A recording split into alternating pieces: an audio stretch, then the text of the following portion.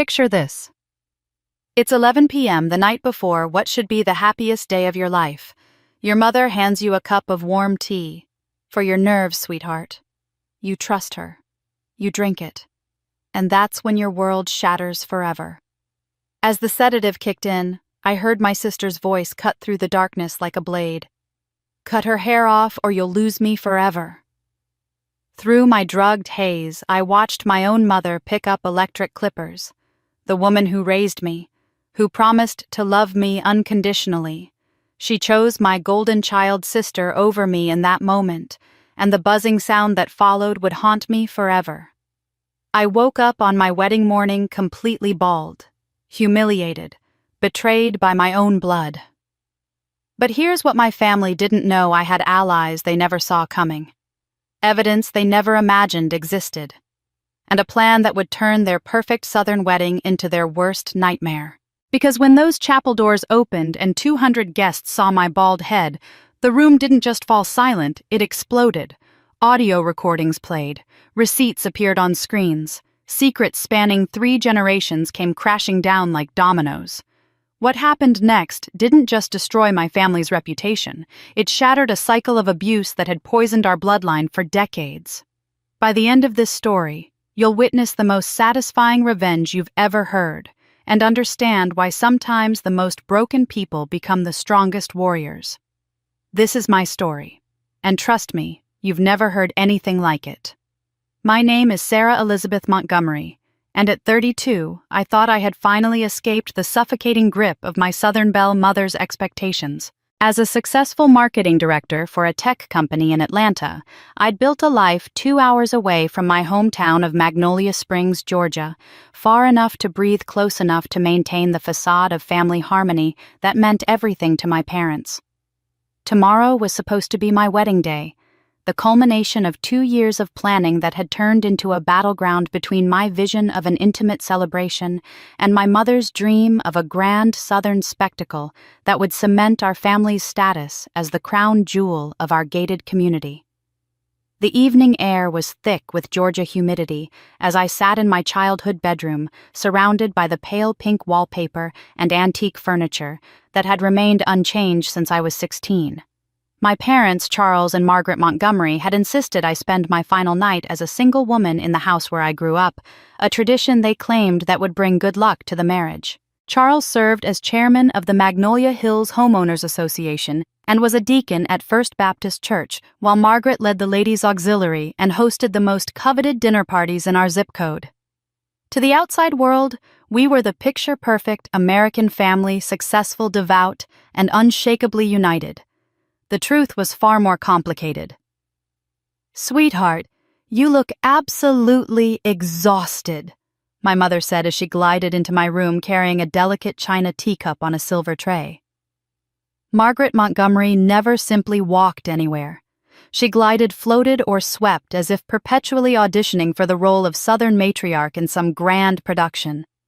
Her blonde hair was perfectly coiffed despite the late hour, and her silk nightgown probably cost more than most people's monthly rent. "I brought you some chamomile tea with a little something extra to help calm those pre-wedding jitters." I should have been suspicious. In 32 years, my mother had never once brought me tea for any reason, let alone to soothe my nerves. But the stress of the past few months had worn me down, the constant battles over guest lists, flower arrangements, and wedding traditions I didn't want but couldn't seem to escape. The tea smelled like home, like the antique rose garden my grandmother had planted behind the house, and I was desperate for anything that might quiet the anxiety churning in my stomach. "Thank you, Mama," I said, accepting the cup with both hands. The liquid was warm and sweet with an underlying bitter note that I attributed to the chamomile. "I really am nervous about tomorrow." "Oh, honey, every bride feels this way," she said, settling onto the edge of my bed with the practiced grace of someone who had perfected the art of appearing nurturing while maintaining emotional distance. "Your sister Melissa felt the exact same way before her engagement party last month. Speaking of which, where is that girl? She was supposed to come say goodnight." As if summoned by her name, Melissa burst through the bedroom door with the dramatic flair that had defined her personality since childhood. At 28, My younger sister had inherited our mother's delicate features and our father's commanding presence, creating a combination that had opened doors and melted hearts throughout her life. While I had always been the responsible one, good grades, steady job, sensible choices, Melissa was the golden child who could do no wrong even when she did everything wrong. "Sorry I'm late," she announced. Her cheeks flushed and her eyes unnaturally bright. "I was on the phone with Brad trying to convince him to propose already. I mean, Sarah's getting married tomorrow, and I've been with Brad for 6 months longer than she's been with David." I felt the familiar sting of comparison that had poisoned our relationship since childhood, but the tea was already making me drowsy, dulling the sharp edges of my irritation. My eyelids grew heavy and the room seemed to tilt slightly, as if I were viewing everything through water. "Melissa, don't be ridiculous," our mother said, but her tone lacked conviction. "Everyone has their own timeline." "Do they, though?" Melissa's voice took on a sharp edge that cut through my growing haze. "Because I'm tired of being overshadowed. I'm tired of Sarah getting everything first just because she's older. I'm tired of being the afterthought." The teacup slipped from my fingers and shattered against the hardwood floor, the sound echoing like a gunshot in the quiet room. I tried to stand to clean up the mess, but my legs wouldn't support me. The room spun faster now, and I had to grip the bedpost to keep from falling. "What did you put in that tea?" I managed to whisper. But the words came out slurred and distant. Melissa stepped closer, her face transforming into something I'd never seen before, cold, calculating, and utterly without mercy. "Cut her hair off," she said, her voice rising to just below a scream. "Or you'll lose me forever. I swear to God, Mama, if you don't do this one thing for me, I will walk out of this house tonight and you will never see me again." Through the sedative fog, I watched my mother's face crumple as if Melissa had physically struck her. Margaret Montgomery, who prided herself on maintaining control in every situation, began to cry, not the delicate tears of a Southern lady, but ugly, desperate sobs that shook her entire body. "Please don't make me choose," she whispered, but we all knew she already had. The sound of clippers cutting through my hair, and I knew I'd lost much more than just my appearance. Consciousness returned slowly, like swimming up from the bottom of a murky pond. My mouth tasted like cotton and copper, and there was a strange coolness across my scalp that I couldn't immediately place. The morning light filtering through my childhood bedroom curtains seemed harsher than usual, and when I tried to sit up, the world tilted dangerously to one side. The sedative still clung to my system like cobwebs, making every movement feel sluggish and disconnected. It wasn't until I swung my legs over the edge of the bed that I noticed the hair. Thick, dark strands scattered across the hardwood floor like fallen leaves catching the sunlight in a way that made my stomach lurch. My hand instinctively went to my head, expecting to feel the familiar weight of the shoulder-length waves I'd been growing out for 2 years specifically for this day. Instead, my palm met bare skin. The walk to my bathroom mirror felt like crossing a desert. Each step brought a growing sense of dread that crystallized into horror the moment I flicked on the overhead light. The woman staring back at me was unrecognizable. Where my hair had been, there were only uneven patches of stubble and angry red welts where the clippers had been pressed too hard against my scalp.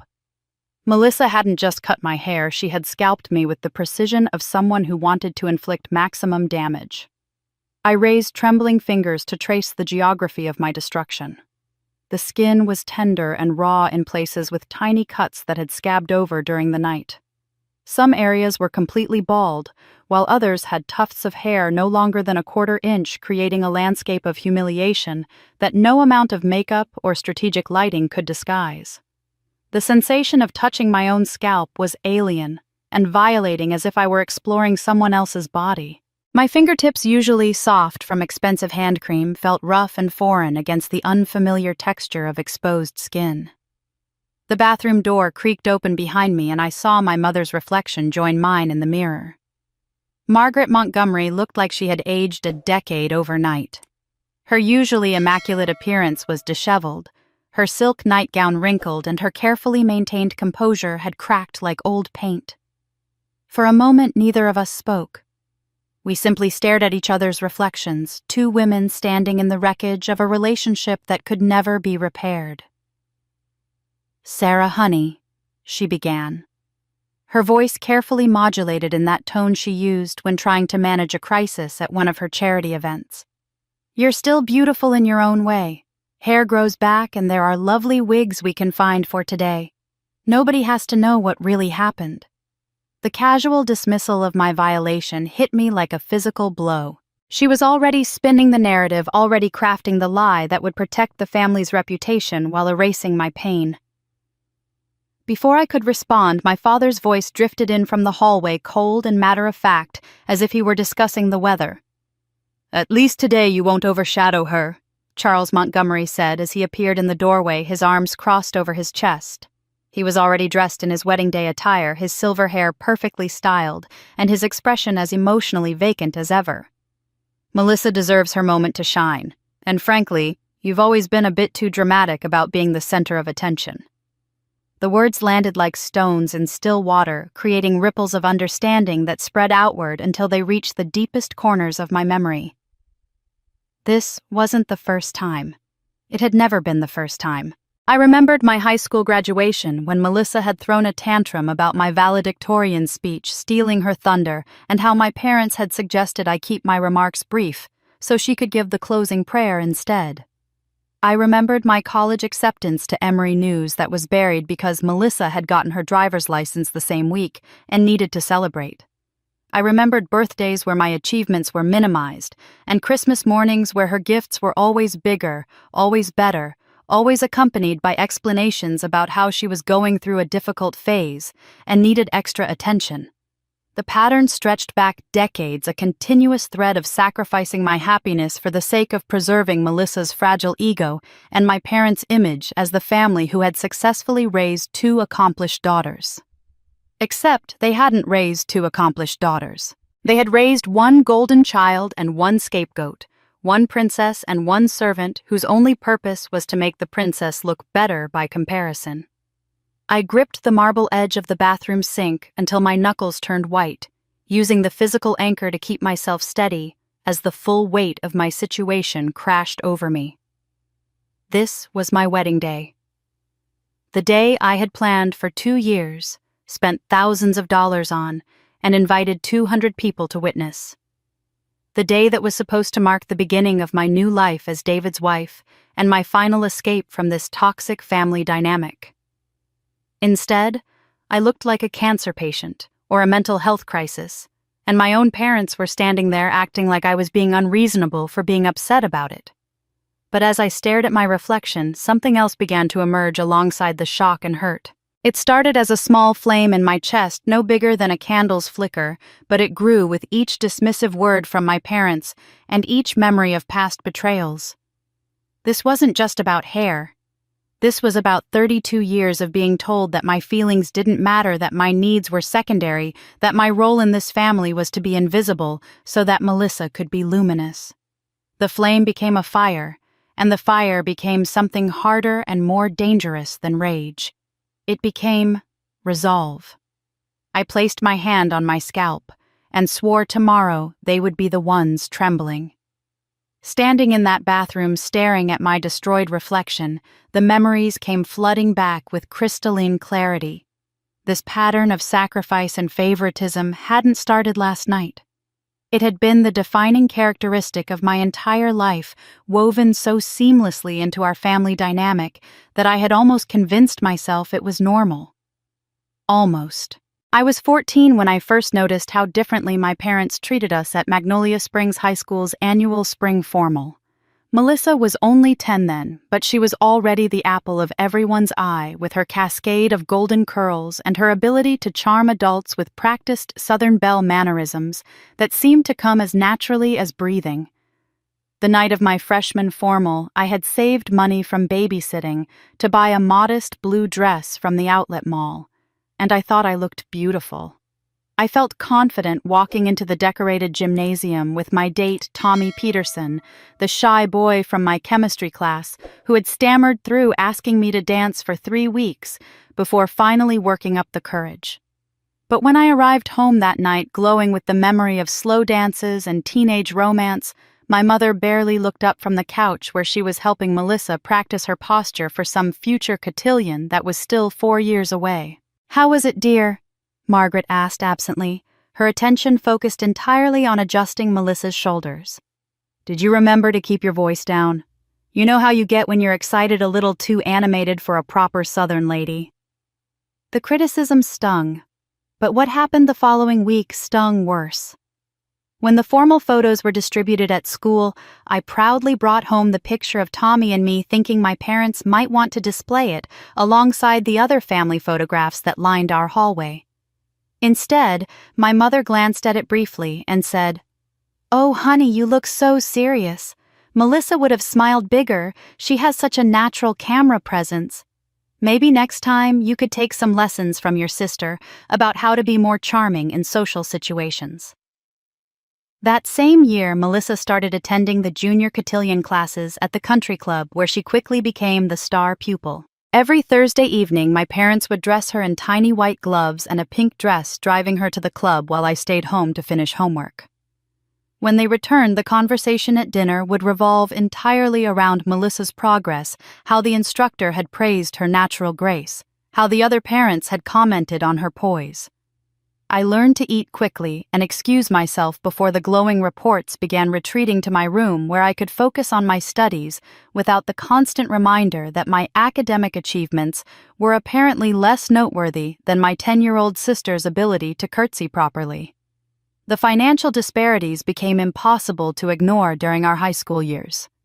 When Melissa turned 16, our parents surprised her with a brand new pearl-white BMW complete with a giant red bow tied to the antenna. They presented it to her on a random Tuesday in March, claiming it was an early birthday present because they had found such a good deal and wanted to make sure she had reliable transportation for all her social activities. The entire neighborhood came out to admire the car, and Margaret spent the afternoon taking photos of Melissa posing beside it, uploading them to every social media platform she could access. Meanwhile, I had been working 25 hours a week at Grounds for Happiness, the local coffee shop downtown, saving every penny for college application fees and hoping to build enough of a nest egg to supplement whatever financial aid I might receive.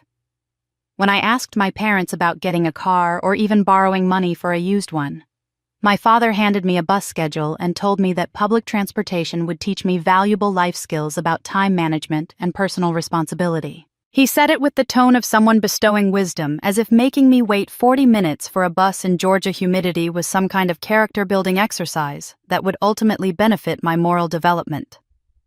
The worst betrayal came during my senior year when I received notification that I had been awarded the Peachtree Scholar Award, a full academic scholarship to the University of Georgia that was given to only 12 students statewide.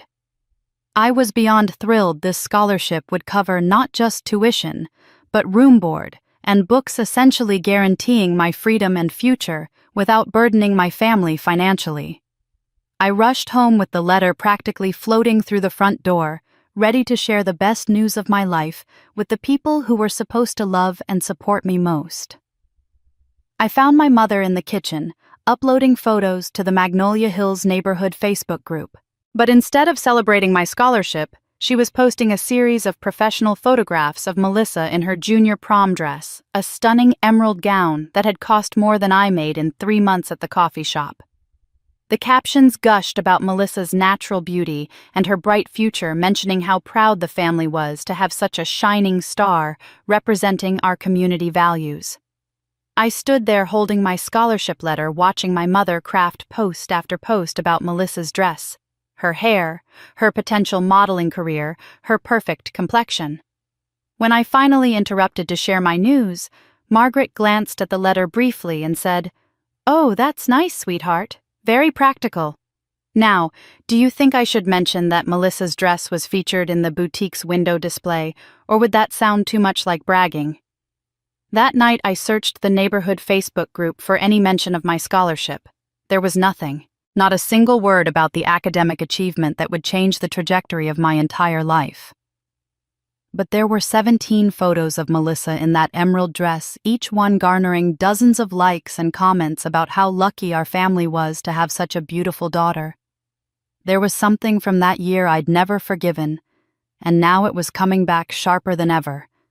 The memories of those years crystallized into a painful understanding of exactly why my parents had been willing to drug and humiliate me on the eve of my wedding. For the Montgomery family reputation wasn't just important, it was everything. It was the currency that bought them respect at the country club, influence in the church, and authority in our gated community. And they had spent decades building that reputation on the foundation of what everyone believed was a picture-perfect family. My father's position as chairman of the Magnolia Hills Homeowners Association wasn't just a volunteer role, it was his throne. Every third Thursday of the month, our formal dining room transformed into a command center where Charles Montgomery held court over property values, landscaping violations, and the sacred covenants that kept our neighborhood pristine. I had watched him orchestrate these meetings since childhood, observing how he wielded his authority with the precision of a conductor leading a symphony. He would stand at the head of our mahogany table, gesturing toward printed reports and architectural plans, while the other board members hung on his every word. During these gatherings, my mother would glide between the kitchen and dining room, serving her famous praline cake and sweet tea in crystal glasses that had been in her family for 4 generations. She never spoke during the official proceedings, but her presence was essential to the performance. Margaret Montgomery was the living embodiment of Southern hospitality, the gracious hostess whose very existence proved that traditional values and family stability still thrived in our rapidly changing world. The other wives would compliment her on everything from her flower arrangements to her daughter's accomplishments, and she would deflect with practiced modesty, while ensuring that every positive detail about our family was subtly woven into the conversation. The church committee meetings followed a similar pattern, though, with an added layer of moral authority that made my parents practically untouchable in our community. First Baptist Church of Magnolia Springs wasn't just where we worshiped. It was where social hierarchies were established and maintained through a complex web of committee positions, volunteer roles, and financial contributions. My father had served as a deacon for 15 years, while my mother led the Ladies' Auxiliary and organized the annual charity auction that raised funds for the children's ministry. Together, they represented everything the congregation aspired to be: successful, devoted, and blessed, with a family that reflected God's favor. I had lost count of how many times I had heard my parents referenced as examples during sermons or Sunday school lessons. Pastor Williams would speak about the importance of raising children with strong Christian values, and inevitably someone would mention how fortunate the church was to have families like the Montgomerys, who had produced 2 daughters destined for bright futures. The irony was suffocating. Our family was held up as a model of Christian love and support when the reality behind closed doors was manipulation, favoritism, and emotional abuse disguised as family loyalty. The wedding itself had been planned as the ultimate performance, a grand finale to decades of careful image management. When David and I announced our engagement 18 months ago, my mother immediately began treating the event like a political campaign, with guest lists that read like a who's who of Magnolia Springs society. The invitation list included not just family and friends, but every influential person in our community: the mayor and his wife, the bank president, the country club, board of directors, and naturally Pastor Williams and his entire family. Margaret had explained that a wedding was an opportunity to celebrate our blessings, while demonstrating our family's continued prominence in the social fabric of our town. She had chosen Magnolia Hills Country Club as the venue specifically because it was the most prestigious location in our area, the kind of place where exclusivity was measured not just by membership fees, but by generational legacy. The ballroom where my reception would take place had hosted the wedding celebrations of senators' daughters and Fortune 500 executives' children. Having our family celebration in that sacred space would cement our status among the community elite, while providing the perfect backdrop for the hundreds of photographs that would eventually grace our Christmas cards and social media accounts for years to come. But now, standing in my childhood bathroom with my scalp bearing the evidence of my family's true nature, I understood that this wedding had never been about celebrating my happiness or honoring my relationship with David. It was supposed to be the crowning achievement of the Montgomery family brand, a spectacular demonstration of our ability to raise successful, beautiful daughters who married well and reflected positively on their upbringing. Melissa's jealousy and my parents' willingness to accommodate it had revealed the ugly truth beneath decades of carefully maintained facades.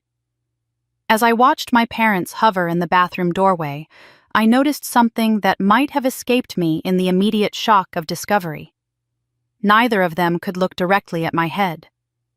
My father kept his eyes fixed on a point just over my left shoulder, while my mother stared intently at her own reflection in the mirror, as if seeing my destruction might somehow contaminate her own appearance. They were already calculating the damage to their reputation, already crafting explanations and contingency plans to minimize the social fallout from what they had done. The realization hit me like lightning. They weren't worried about my pain or my humiliation. They were terrified that their carefully constructed image might crumble when 200 of their closest friends and most important social contacts saw what they had allowed to happen to their elder daughter. The very stage they had designed to showcase their family's perfection would instead become the platform for their complete destruction. If they worshipped image, I would destroy them on that very stage under the blinding lights. The sound of footsteps on the hardwood stairs interrupted the tense silence that had settled over my bathroom like a burial shroud. My parents immediately straightened their faces, transforming into masks of casual normalcy with the practiced ease of decades of social performance. But I recognized those particular footsteps measured deliberate and completely unintimidated by the Montgomery family's carefully orchestrated drama. Aunt Ruth had arrived. Ruth Montgomery Whitfield was my father's older sister, a woman who had earned her independence through 40 years of teaching high school English, and had never felt the need to apologize for speaking uncomfortable truths. At 68, she moved through the world with the quiet confidence of someone who had witnessed enough family secrets to be shocked by very little. Unlike my parents, who measured their worth through community approval and social standing, Ruth had built her life around books, students, and a small circle of genuine friendships that had sustained her through decades of watching the Montgomery family dysfunction from the periphery. "Well, well," she said as she appeared in the bathroom doorway, her silver hair pulled back in its characteristic neat bun, and her blue eyes taking in the scene with the analytical precision of someone assessing a particularly complex piece of literature. "I see we're having quite the morning drama." My mother immediately launched into damage control mode, her voice taking on that artificially bright tone she used when trying to convince people that catastrophes were actually blessings in disguise. "Ruth, thank goodness you're here early. Sarah had a little accident with some scissors last night. You know how nervous brides can get, and we're just figuring out the best way to style what's left for the ceremony." The lie was so blatant, so insulting to everyone's intelligence that I felt a fresh wave of rage wash over me. But Ruth simply raised one silver eyebrow and stepped fully into the bathroom, her presence immediately shifting the balance of power in the room.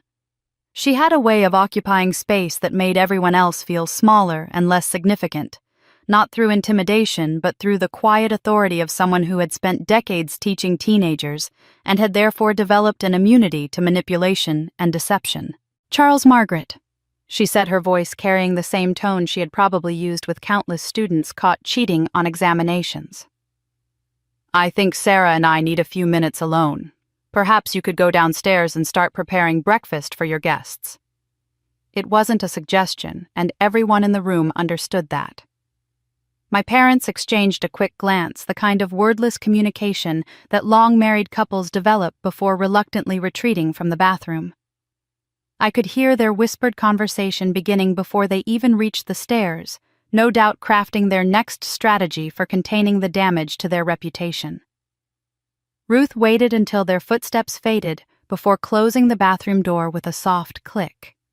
Then she reached into the large canvas bag she always carried and pulled out a collection of silk scarves in various shades of blue and gray, their fabric so soft and fine that they seemed to catch and hold the morning light. Without saying a word, she approached me and began gently draping one of the scarves around my head, her movements tender and careful, in a way that made my throat tighten with unexpected emotion.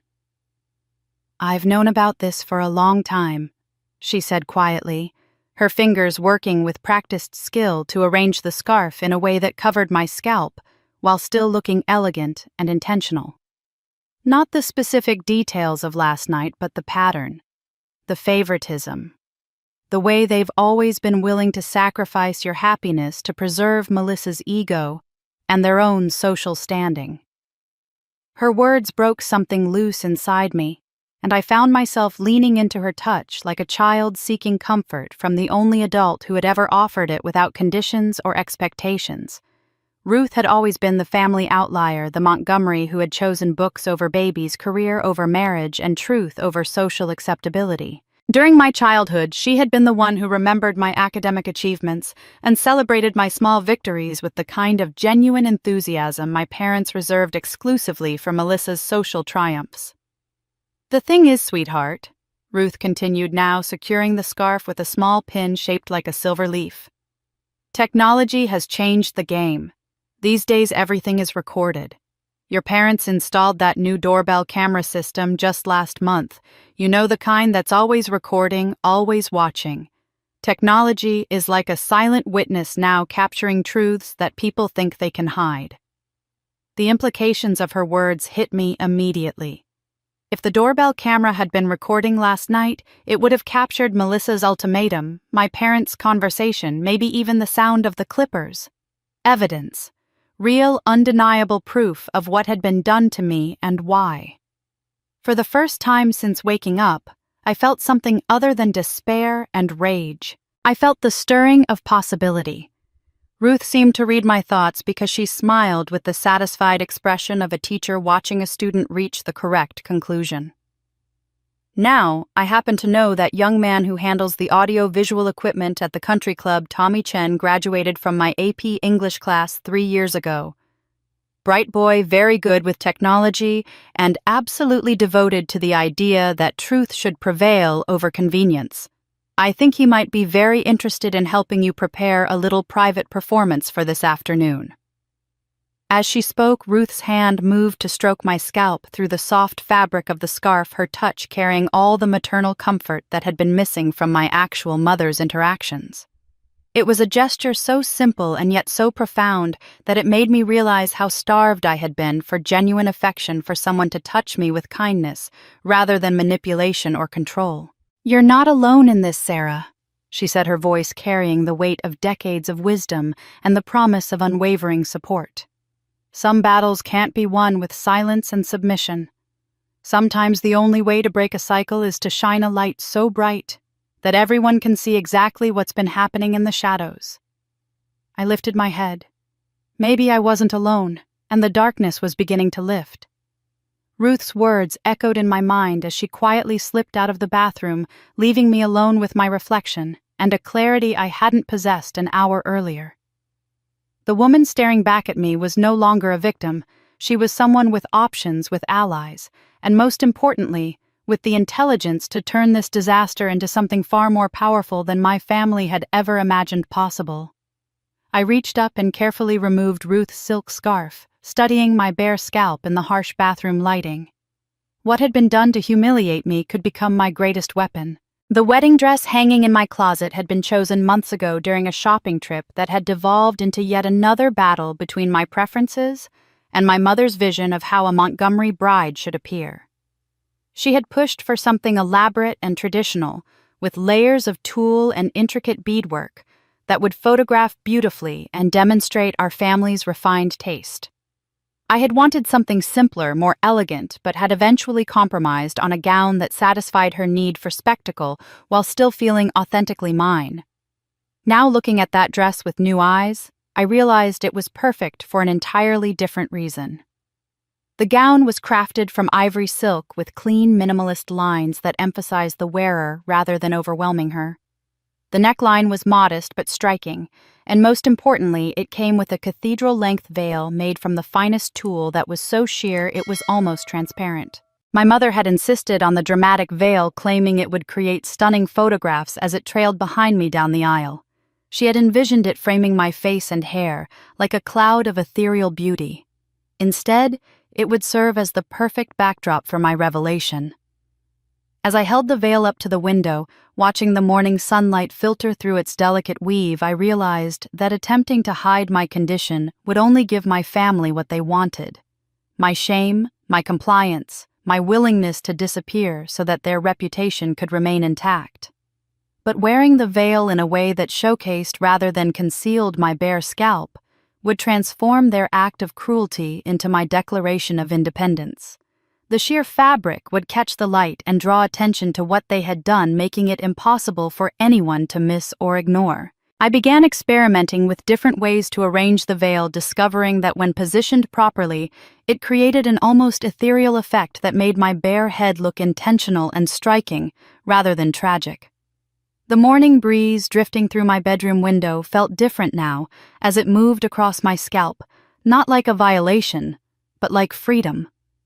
There was something liberating about feeling air against skin that had been hidden beneath hair for 3 decades, as if I were experiencing the world through a completely new sense. Each tiny current of air reminded me that I was alive, that I was making choices, that I was no longer the passive recipient of my family's manipulation. But I was too strategic to rely solely on the visual impact of my appearance. Ruth's mention of the doorbell camera had sparked a plan that was growing more sophisticated by the hour. I needed to approach this situation with the same careful calculation that had earned me a full academic scholarship and a successful career in marketing. Impulse and emotion had their place, but sustainable victory required planning evidence and multiple contingency strategies. I retrieved my laptop and began mapping out 2 distinct scenarios, treating this like any high-stakes business presentation I had ever delivered. Option 1 was the path of least resistance: proceed with the wedding ceremony as planned, maintain the family's precious image, and deal with the aftermath privately through conversations that could be denied or twisted later.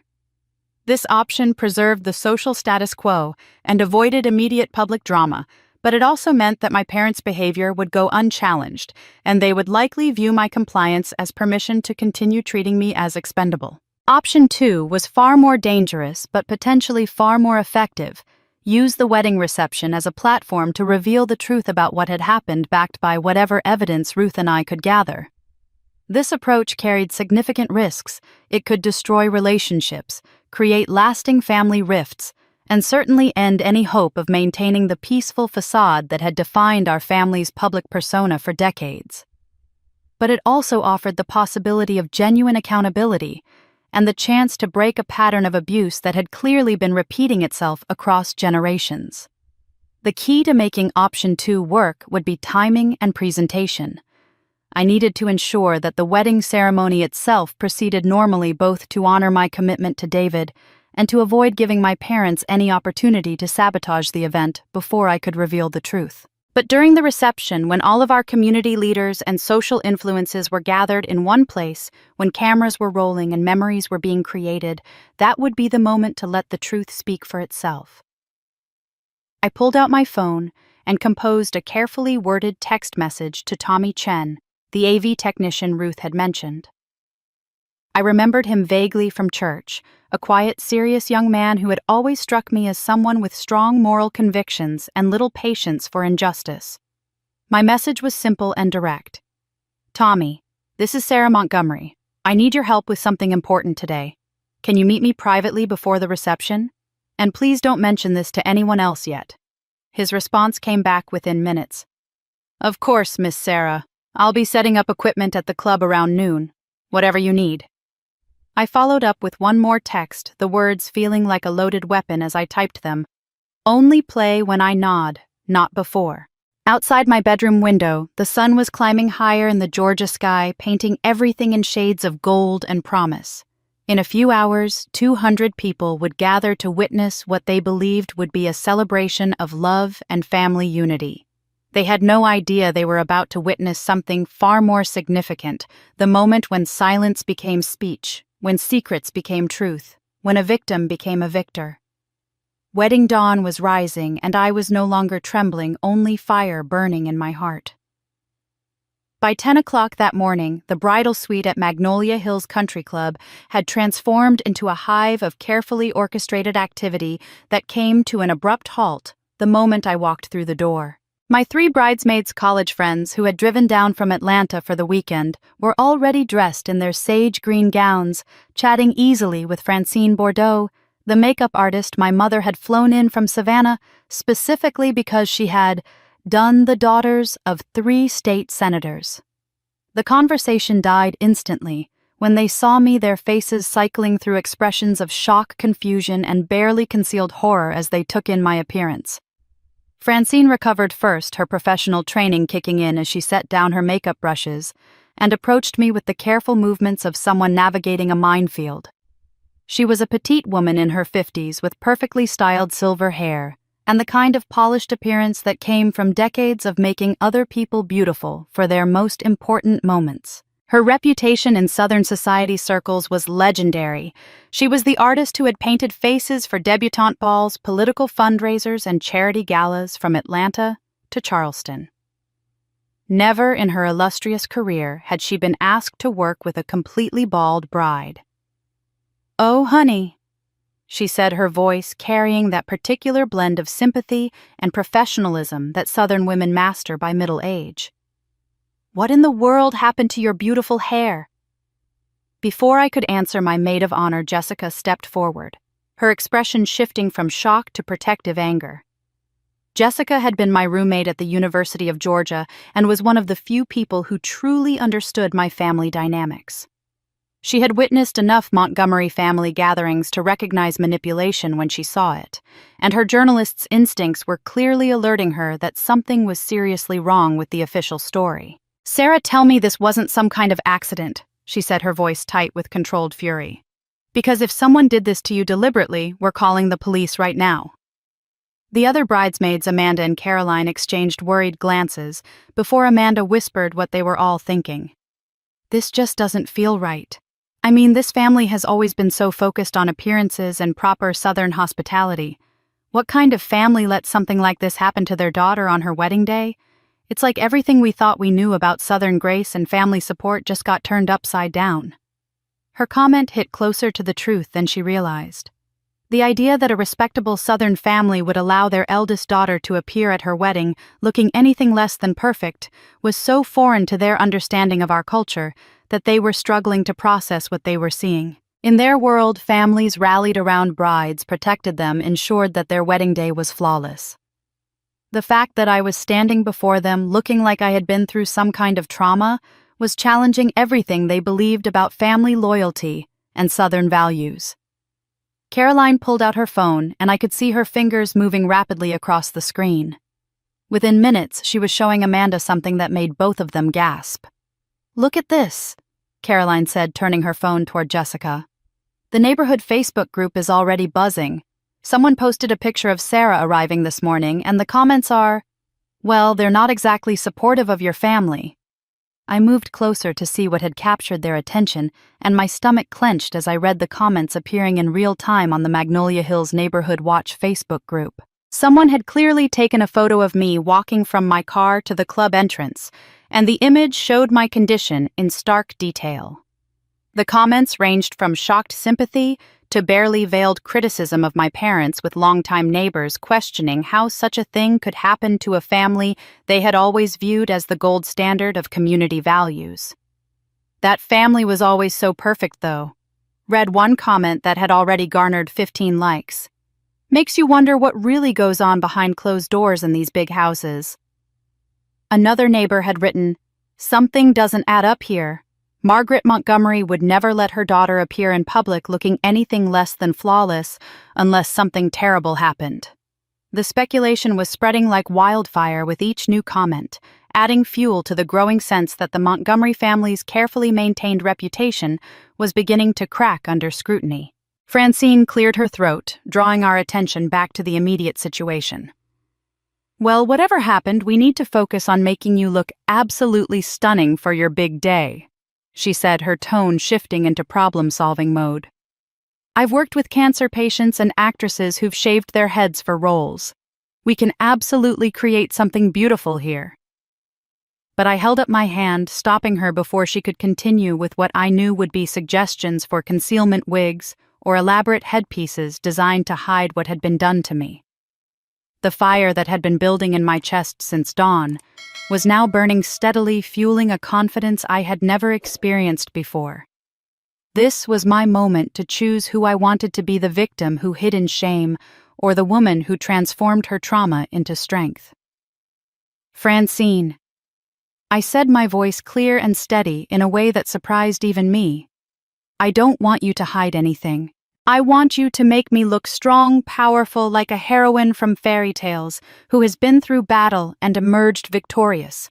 I want every person in that ceremony to look at me and see courage, not tragedy." The room fell silent again, but this time the energy was different. Instead of shock and pity, I could feel something like admiration beginning to radiate from the women around me. Jessica smiled for the first time that morning, a fierce expression that told me she understood exactly what I was planning to do. The door opened. The groom stepped in.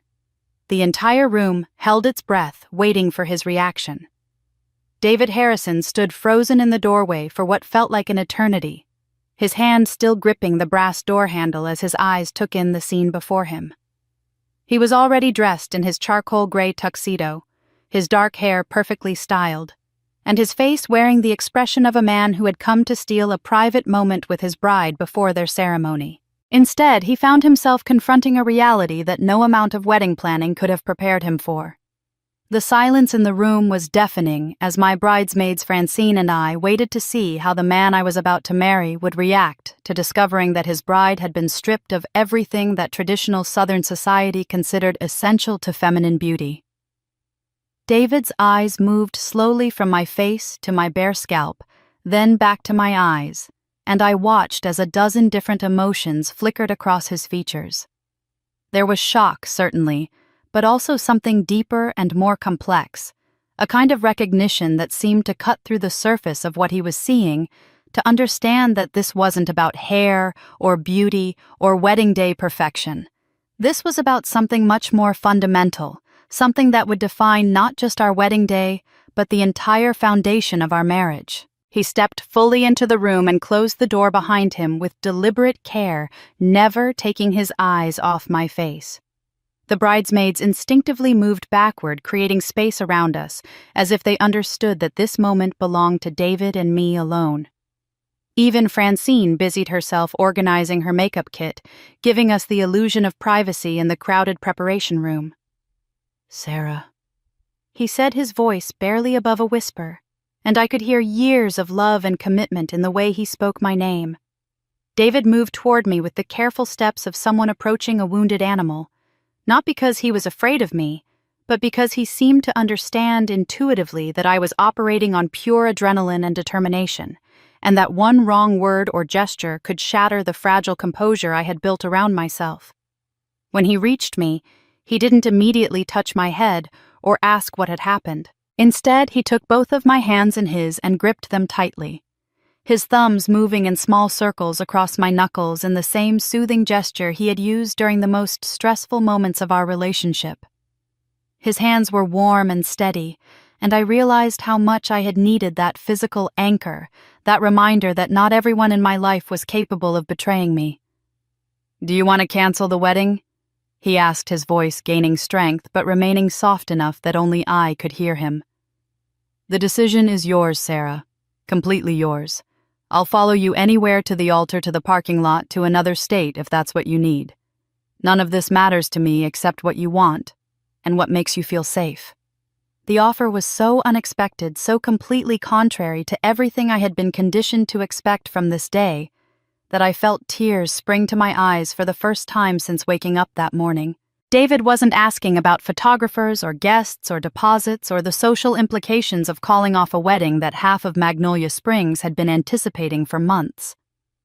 He was asking about me, about my comfort, about my agency, in a situation where everyone else seemed determined to make decisions on my behalf. "They drugged me," I said, the words coming out in a rush before I could second-guess myself. Last night my parents gave me tea with something in it to make me sleep, and then Melissa threatened them. She said if they didn't cut off my hair, she would leave the family forever. So they chose her. They chose to humiliate me on our wedding day because keeping her happy was more important than protecting me. My voice was shaking as I spoke, but my eyes remained fixed on David's face, watching for any sign of doubt or disbelief, or the kind of rational skepticism that might lead him to suggest that I was overreacting or misunderstanding the situation. Instead, I saw his jaw tighten with anger, and his grip on my hands become more protective, as if he were trying to shield me from further harm through sheer physical determination. "Jesus Christ," he breathed, and I could see him processing the implications of what I had told him. David had always been analytical, the kind of man who approached problems systematically and looked for logical solutions. But this wasn't a problem that could be solved with reason or compromise. This was a deliberate act of cruelty committed by the people who were supposed to love and protect me most. "I'm here with you, not with an image," he said, his voice gaining the firm quality I had heard him use in business meetings when he needed to establish his position on non-negotiable issues. "I didn't fall in love with your hair, or your family's reputation, or their idea of what a proper Southern bride should look like. I fell in love with your intelligence, your kindness, your strength, and your ability to see through bullshit when everyone else is pretending everything is fine." He released one of my hands to gently cup my cheek, his thumb brushing away a tear I hadn't realized had fallen. "You're beautiful, Sarah. You're beautiful because you're you, not because you fit some template that other people created. And if your family can't see that, if they're willing to hurt you to protect their precious image, then they don't deserve to be part of our lives." The relief I felt at his words was overwhelming, like stepping out of a suffocating room into fresh air. For the first time since this nightmare began, I wasn't alone. I had an ally who understood that this wasn't about vanity or wedding day jitters, but about fundamental respect and human dignity. David's response told me everything I needed to know about the man I was about to marry, and the life we could build together free from the toxic patterns that had defined my childhood. But I still hadn't told him everything, and that secret was burning inside me. The moment of intimate connection between David and me was shattered by the sharp sound of heels clicking against the marble floor of the country club hallway.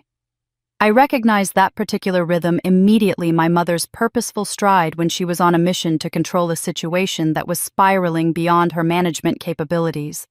The bridal suite door swung open without so much as a courtesy knock, and Margaret Montgomery swept into the room like a force of nature determined to reshape reality through sheer willpower and social conditioning. She was impeccably dressed in her Mother of the Bride ensemble, a champagne-colored silk dress that had been selected specifically to photograph beautifully against the country club's elegant backdrop.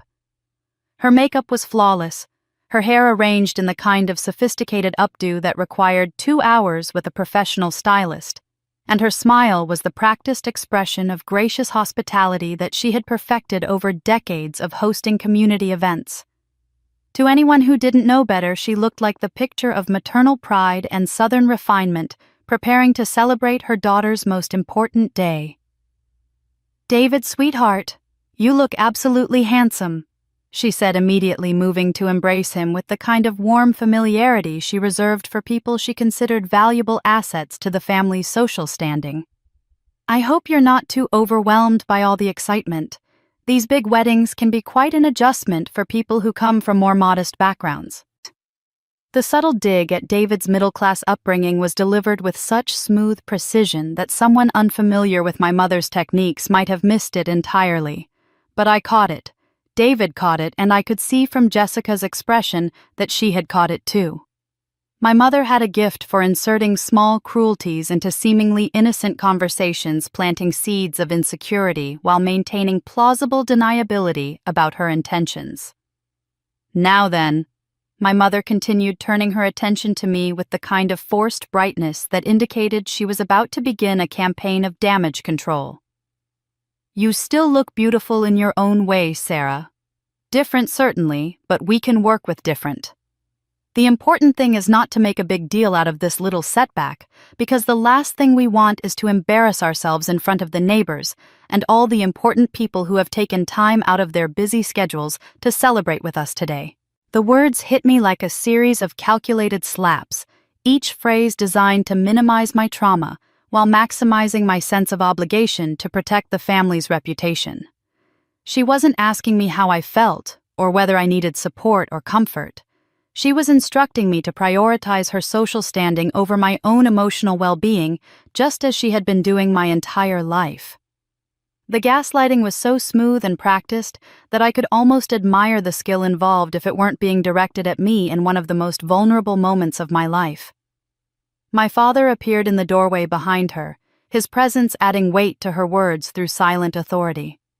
Charles Montgomery commanded respect wherever he went, not through warmth or charisma, but through the kind of old-fashioned patriarchal gravitas that still carried significant power in Southern social circles. He was dressed in his finest suit, his silver hair perfectly styled, and his expression carrying the stern disapproval of a man who expected immediate compliance with his expectations.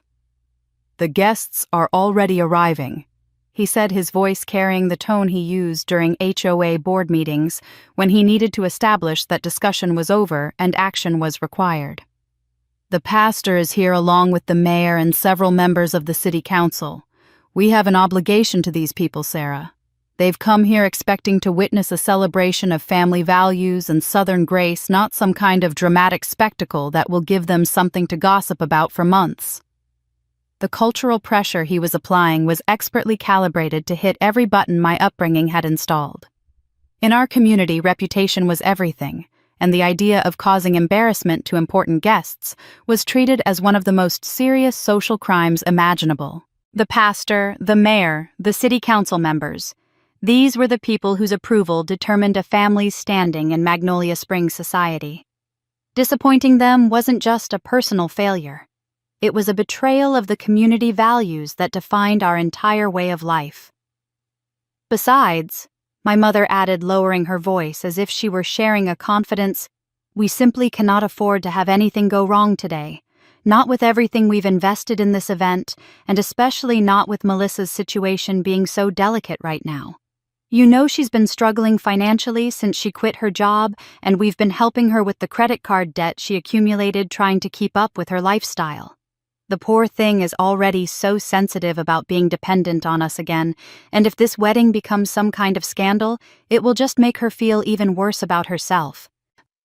The mention of Melissa's financial troubles was delivered with such casual matter-of-factness that it took me a moment to process the implications of what my mother had just revealed.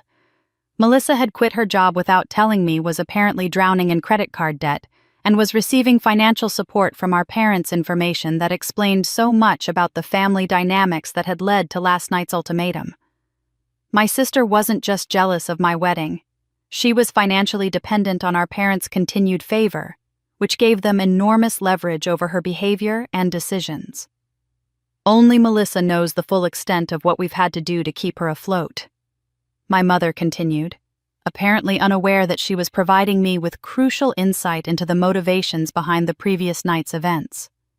"She's been so grateful for our support, and so eager to find ways to contribute to the family. Sometimes I think she feels like she needs to prove her loyalty to us because we've been so generous with her during this difficult period." The pieces of the puzzle were clicking into place with devastating clarity. Melissa's ultimatum hadn't just been about jealousy or sibling rivalry. It had been about financial desperation and the fear of losing her parents' support if she didn't find a way to make herself indispensable to them. My humiliation had been the price of her continued solvency, and my parents had been willing to pay it without hesitation. I saw Aunt Ruth standing behind Mother, hearing everything, and her eyes flashed like a knife as if she was remembering a secret from grandmother's past. The flash of recognition in Aunt Ruth's eyes sent a chill down my spine, but before I could process what that look meant, she stepped forward and gently placed her hand on my mother's arm. "Margaret, dear, I think we should give Sarah and David a few more minutes alone before the ceremony," she said with the kind of quiet authority that had made her an effective teacher for 4 decades. Why don't you and Charles go check on the final arrangements with the caterers? I'm sure there are last-minute details that need your attention." My parents exchanged one of their wordless communications before reluctantly agreeing to leave, though I could see the frustration in my mother's eyes at being dismissed before she could complete her damage control mission. The moment the door closed behind them, Ruth turned to me with an expression that was both sympathetic and determined. "Sarah, I think it's time you heard what that doorbell camera actually recorded last night," she said, pulling her smartphone from her purse with the careful movements of someone handling dynamite. "I downloaded the footage this morning while your parents were busy with their preparations. They don't know I have access to their security system, and they certainly don't know what I discovered." My heart began racing as Ruth navigated to her phone's video gallery and selected a file that was time-stamped from the previous evening. The screen showed the familiar view from our front porch camera, the image quality surprisingly clear even in the dim lighting from the porch fixtures. For a moment, there was nothing but the peaceful suburban scene of our neighborhood at night, and then the audio began. The sound quality was slightly crackling due to the outdoor recording conditions, but every word was audible with devastating clarity. First came Melissa's voice, sharp and demanding in a way that made my skin crawl as I heard it played back. The ultimatum was even more chilling when removed from the drugged haze that had clouded my perception the night before. Her words cut through the quiet evening air like shards of glass. "Cut her hair off or you'll lose me forever. I swear to God, Mama, if you don't do this one thing for me, I will walk out of this house tonight and you will never see me again." My mother's response followed her voice thick with tears and the kind of desperation I had never heard from her before. "Please don't make me choose, Melissa. Please don't ask me to hurt Sarah like this. There has to be another way." But even as she protested, I could hear the weakness in her voice, the way she was already capitulating to my sister's demands, even as she pretended to resist them. My father's voice was harder to make out initially, but then it became clear as he moved closer to the front door, apparently returning from wherever he had gone to retrieve the clippers. "We'll do it quickly," he said, his tone clinical and detached, as if he were discussing trimming hedges rather than assaulting his own daughter. "She won't remember much of it anyway with the sedative. By tomorrow it will be done and we can all move forward." But then, underneath their familiar voices, I heard something that made my blood run cold. There was laughter in the background, distinctly male laughter that didn't belong to my father. The sound was muffled and distant, as if someone was standing further away from the recording device, but it was unmistakably there. Someone else had been present during this conversation, someone who found my family's plan amusing rather than horrifying. "Ruth, who is that laughing?" I asked, my voice barely above a whisper, as the implications of what I was hearing began to sink in. "There's someone else there. Someone who's not family." Ruth's expression darkened as she paused the recording. "I've been wondering the same thing, sweetheart. The timestamp shows this was recorded at 11:43 last night, and I know for certain that no guests were expected at the house. Your parents were very specific about wanting the evening to be family only so you could rest before the wedding." David leaned closer to examine the phone screen, his business background making him instinctively analytical about evidence and documentation. "Can you enhance the audio somehow? Maybe isolate that background laughter so we can get a better sense of who it might be." The question sparked something in my memory. A nagging sense that I had heard that particular laugh before, though I couldn't place where or when. The sound had a quality that suggested familiarity, as if whoever was laughing was comfortable enough in our family's presence to find their cruelty entertaining, rather than shocking. This wasn't a stranger who had stumbled onto a family crisis. This was someone who felt invested enough in the outcome to stick around and watch it unfold. Ruth scrolled forward through the recording, and we could hear more fragments of conversation as my family moved around the porch and front yard. The unknown voice became slightly clearer at one point, though still not clear enough to identify definitively. What was unmistakable, however, was the tone of encouragement, as if this person was actively supporting what my family was planning to do to me. Without hesitation, I grabbed my own phone and began the process of transferring the audio file from Ruth's device to mine. My fingers moved quickly across the screen as I created multiple backup copies and uploaded them to secure cloud storage, ensuring that this evidence couldn't be accidentally deleted or destroyed. The marketing executive in me understood the importance of controlling information, and I was determined that this recording would be preserved regardless of what my family might try to do to suppress it. "I need to get this to Tommy Chen immediately," I said, already composing a message to the AV technician. "If we're going to use this during the reception, he needs time to review the audio quality and figure out the best way to present it to the guests." As I typed, my mind was racing through the implications of what we had discovered. This wasn't just a family dispute that had gotten out of hand. The presence of an unknown third party suggested a level of premeditation and conspiracy that elevated what had happened to me from a moment of poor judgment to something far more calculated and cruel. Someone outside our immediate family had been involved in planning my humiliation, and that someone had found it entertaining enough to stay and watch it happen. The message to Tommy was brief but urgent. "Audio evidence from last night. Need you to review for technical quality ASAP. This changes everything." I attached the file and hit send, knowing that within hours, the truth about what had really happened would be heard by 200 of the most influential people in our community. Sister's voice rang out clearly. "Cut her hair." I had the key to open the gates of hell, but that key led to a family grave deeper than I imagined. The weight of the audio evidence was still settling in my mind when Ruth suddenly straightened her expression, shifting from sympathetic support to something more urgent and investigative. "Sarah, there's something else we need to check before the ceremony begins," she said, glancing at her watch with the precision of someone who had spent decades managing classroom schedules. "If we're going to present a complete picture of what happened, we need more than just audio. We need physical evidence that corroborates what we heard on that recording." David immediately understood the implication of her words, his business training kicking in as he recognized the importance of building a comprehensive case, rather than relying on a single piece of evidence that could potentially be dismissed or explained away. "You're talking about documentation," he said, his voice taking on the focused tone he used when analyzing complex problems. "Medical evidence, financial records, anything that proves premeditation and planning rather than a spontaneous family crisis." Ruth nodded approvingly at his grasp of the situation. "Exactly. And I happen to know that your parents are creatures of habit when it comes to disposing of evidence. Your mother has always been meticulous about cleaning up after family incidents, but she follows predictable patterns that can work against her when someone knows what to look for."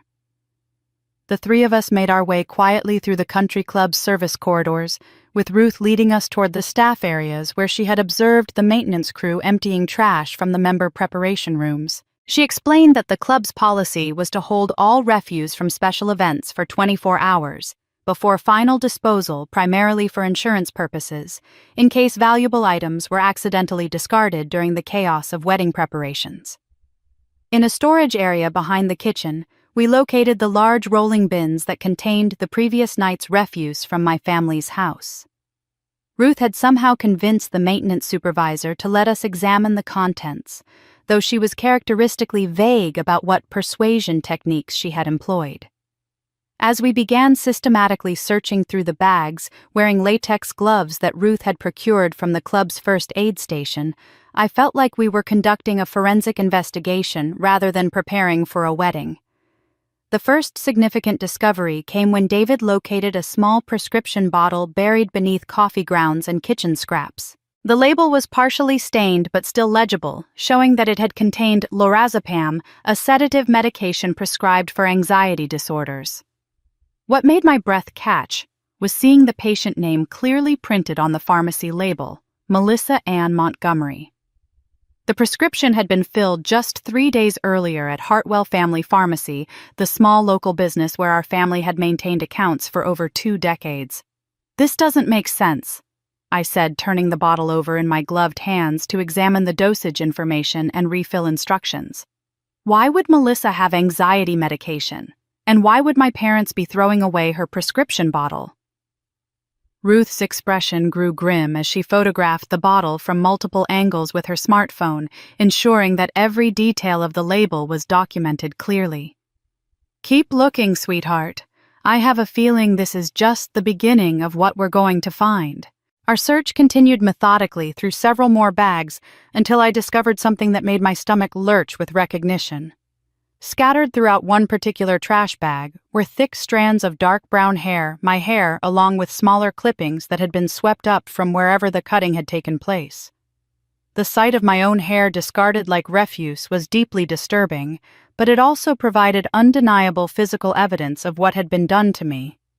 More importantly, wrapped carefully in a kitchen towel at the bottom of the same bag, we found the electric clippers that had been used to destroy my appearance. The device was a professional-grade model, the kind used in high-end salons rather than for casual home haircuts, suggesting that someone had specifically acquired equipment capable of creating the kind of dramatic damage I had discovered that morning. When Ruth examined the clippers more closely under the storage room's fluorescent lighting, she pointed out faint but visible fingerprints on the handle and power switch. "We need to document everything exactly as we found it," David said, his voice taking on the methodical tone of someone who understood the importance of maintaining evidence integrity. "Photographs, measurements, anything that proves these items came from your family's house and were used last night." While we were cataloging the physical evidence, Ruth's phone chimed with an incoming email notification. She glanced at the screen and her eyebrows rose with surprise before she showed us what had appeared in her inbox. It was an automated receipt from Hartwell Family Pharmacy's online payment system forwarded to her because she was listed as an emergency contact on the family's medical accounts, a detail from years earlier when she had helped care for my grandmother during her final illness. But what shocked us wasn't that Ruth had received the receipt. It was whose name appeared as the purchaser of the lorazepam prescription. Instead of Melissa's name as we had expected, based on the patient information on the bottle, the payment had been processed using my father's credit card and email address. Charles Montgomery had personally purchased the medication that had been used to drug me despite the prescription being written for Melissa's supposed anxiety disorder. "This changes everything," David said, studying the email timestamp that showed the transaction had been completed at 4:37 the previous afternoon. "This wasn't your mother acting impulsively under pressure from Melissa. Your father was actively involved in planning what happened to you, and he was purchasing the means to drug you hours before Melissa's ultimatum." The implications were staggering. The narrative I had constructed in my mind of my mother being manipulated into a terrible decision by my sister's emotional blackmail was crumbling under the weight of evidence that suggested a much more calculated conspiracy. My father, the respected deacon and community leader who prided himself on moral authority and family values, had been planning my humiliation with the same methodical attention to detail he brought to HOA board meetings and church committee work. Ruth carefully forwarded the pharmacy receipt to both David and me, ensuring that we would have copies even if something happened to her phone or email account. She also took additional photographs of the prescription bottle, focusing on details that connected it to the email receipt: the prescription number, the pharmacy identification codes, and the date stamps that proved the medication had been acquired specifically for the previous night's events. As we prepared to leave the storage area, I realized that we had assembled a collection of evidence that would be impossible for my family to explain away or dismiss. The audio recording proved what had been said, and by whom the prescription bottle and receipt proved premeditation and planning, and the physical remains of my hair, along with the clippers, provided tangible proof of the assault itself. It was the kind of comprehensive documentation that could support criminal charges if I chose to pursue them, and it certainly provided more than enough evidence to destroy my family's carefully maintained reputation. Putting the pieces together, I had the complete picture of betrayal, and one missing piece was waiting to emerge from the grave of family secrets. Armed with our collection of damning evidence, we made our way back through the country club's corridors toward the bridal preparation area, where I knew the final hour before the ceremony would be filled with last-minute adjustments and the kind of nervous energy that always preceded major family events.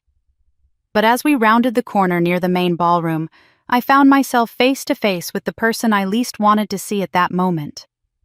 Melissa was waiting in the hallway dressed in her maid of honor gown and looking every inch the perfect Southern belle she had always been trained to be. She had positioned herself strategically near the entrance to the bridal suite, clearly intending to intercept me before I could retreat to the safety of my preparation room. Her appearance was flawless as always, her golden hair arranged in an elaborate updo that had probably required 2 hours with a professional stylist. Her makeup applied with the kind of precision that made her look like she was ready for a magazine photo shoot, and her sage green bridesmaid dress fitting her figure in a way that emphasized every curve. To any casual observer, she would have appeared to be the picture of sisterly support ready to help her older sibling through the final moments before walking down the aisle. But I could see something else in her eyes, something desperate and calculating that made my skin crawl with recognition. This wasn't the confident golden child who had issued ultimatums the night before. This was someone who had spent the morning watching her carefully orchestrated plan begin to unravel and who was now scrambling to regain control of a situation that was spiraling beyond her management capabilities. "Sarah," she said, her voice taking on the artificially sweet tone she had always used when she wanted something from me. "I was hoping we could have a few minutes alone before the ceremony. You know, sister to clear the air about everything that happened last night." David immediately stepped closer to me, his protective instincts clearly activated by something in Melissa's demeanor that struck him as threatening rather than conciliatory. Ruth also positioned herself slightly behind Melissa, close enough to intervene if the conversation took a turn toward confrontation. I could feel their support like a physical presence reminding me that I wasn't alone in facing whatever manipulation my sister was about to attempt. "I think we've said everything that needs to be said," I replied, my voice steady despite the adrenaline coursing through my system. "Unless you're here to apologize for drugging me and destroying my appearance on my wedding day, I don't see what we have to discuss." Melissa's carefully constructed mask of sisterly concern slipped for just a moment, revealing something raw and ugly underneath, before she managed to reassemble her expression into something resembling wounded innocence. "Sarah, you're being so dramatic about this. It's just hair and it will grow back. Besides, you look fine. Different but fine." The casual dismissal of what had been done to me was so perfectly in character that I almost laughed at the predictability of it. But then Melissa stepped closer, lowering her voice to a whisper that was clearly meant to exclude David and Ruth from the conversation, and her next words hit me like a physical blow. "Do you think he only loves you?" she asked, her eyes flicking toward David with an expression that was impossible to misread. "I mean, really think about it, Sarah. What if there are things you don't know about his feelings? What if you're not as secure in this relationship as you think you are?" The question was delivered with such practiced malice that it took my breath away. This wasn't just about hair or wedding day drama or even financial dependency on our parents. This was about something much more personal and destructive. The suggestion that my relationship with David, the one thing in my life that had remained pure and untouched by my family's toxicity, might itself be built on lies or deception. I watched Melissa's face carefully as she continued her psychological assault, noting the way her eyes kept darting toward David, as if she were gauging his reaction to her words. There was something hungry in her expression, something that spoke of long-held desires and carefully nursed grievances that went far beyond normal sibling rivalry. She wasn't just trying to hurt me. She was trying to plant seeds of doubt that would poison my marriage before it even began. "You know, Sarah, there was a time when David and I spent quite a bit of time together." She continued, her voice taking on a dreamy quality that was clearly designed to suggest romantic rather than platonic interactions.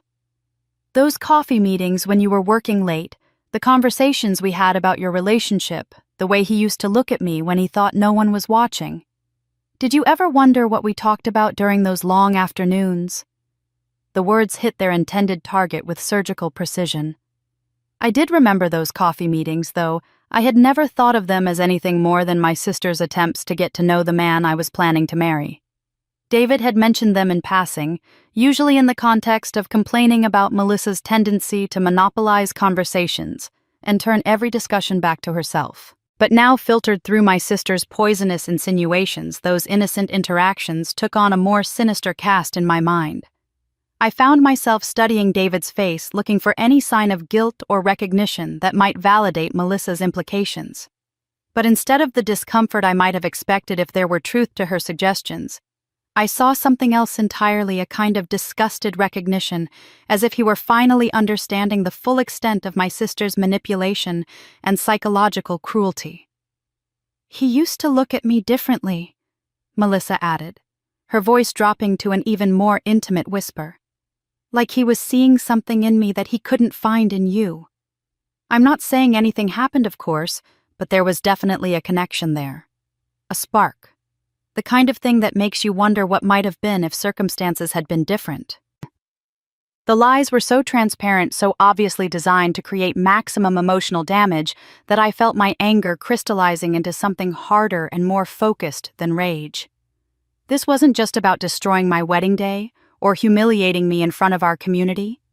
This was about dismantling my entire sense of reality, making me question not just my family relationships, but the one romantic partnership that had given me hope for building a life free from their toxicity. But as I looked at Melissa's face, studying the desperate hunger in her eyes and the way her hands were trembling slightly as she delivered her carefully rehearsed poison, I realized that she had revealed more about herself than she intended. This wasn't the confident manipulation of someone who held power. This was the flailing attack of someone who had lost control and was trying to inflict as much damage as possible before being completely exposed. I responded coldly, "Today isn't your day," and her eyes flashed with anger, hiding an old wound. Melissa's flash of anger confirmed what I had suspected beneath her carefully constructed manipulations. Lay a wound that ran much deeper than simple sibling rivalry. But I didn't have time to analyze the psychological complexities of my sister's motivations. The ceremony was scheduled to begin in less than 2 hours, and I needed to ensure that my carefully planned revelation would proceed without interference from my family's damage control efforts. With David and Ruth flanking me like protective sentries, I made my way toward the chapel where Pastor Williams was conducting his final preparations for the ceremony. I had known Pastor Williams since childhood, and while he had always been respectful of my family's prominent position in the congregation, I had also observed that he possessed genuine moral convictions that sometimes put him at odds with the social politics of our community. If anyone could be trusted to prioritize truth over reputation, it would be the man who had spent 30 years preaching about Christian principles to a congregation that didn't always want to hear them. I found him in the small preparation room behind the altar, reviewing his ceremony notes and adjusting his clerical robes with the methodical precision of someone who had officiated hundreds of weddings over the course of his pastoral career. When he looked up and saw my appearance, his expression shifted through the same sequence of shock and concern that I had witnessed in everyone else who encountered me that morning. But unlike my family members, Pastor Williams didn't immediately launch into explanations or damage control strategies. Instead, he simply waited for me to speak his patient silence, offering me the opportunity to tell my story in my own way. "Pastor Williams." I began, my voice steadier than I had expected it to be. "I need to ask something important of you today. I need you to perform the ceremony exactly as we planned, without any changes or interruptions, regardless of what you might hear about what happened to me last night.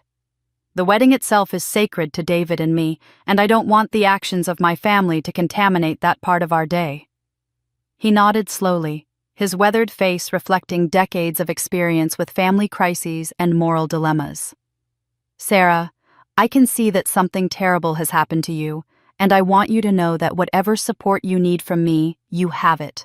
But I also need you to understand that if there are criminal matters involved, I have certain obligations as both a pastor and a community leader." The weight of his words settled around us like a blanket of moral gravity. Pastor Williams wasn't just offering me spiritual comfort. He was acknowledging that what had been done to me might require intervention from authorities beyond our church community. The validation was both reassuring and sobering, reminding me that I was dealing with something far more serious than a family disagreement. "I understand your obligations," I replied, and I'm not asking you to ignore them.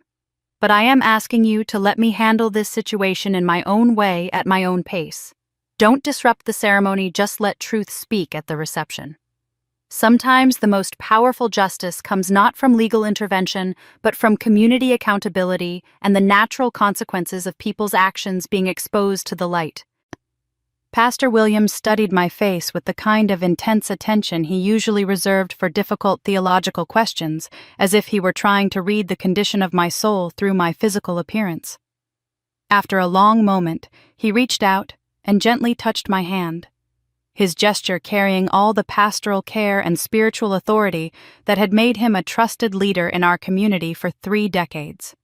Sarah, I've watched your family for many years, and I've always sensed that there were currents running beneath the surface of your picture-perfect image, he said quietly.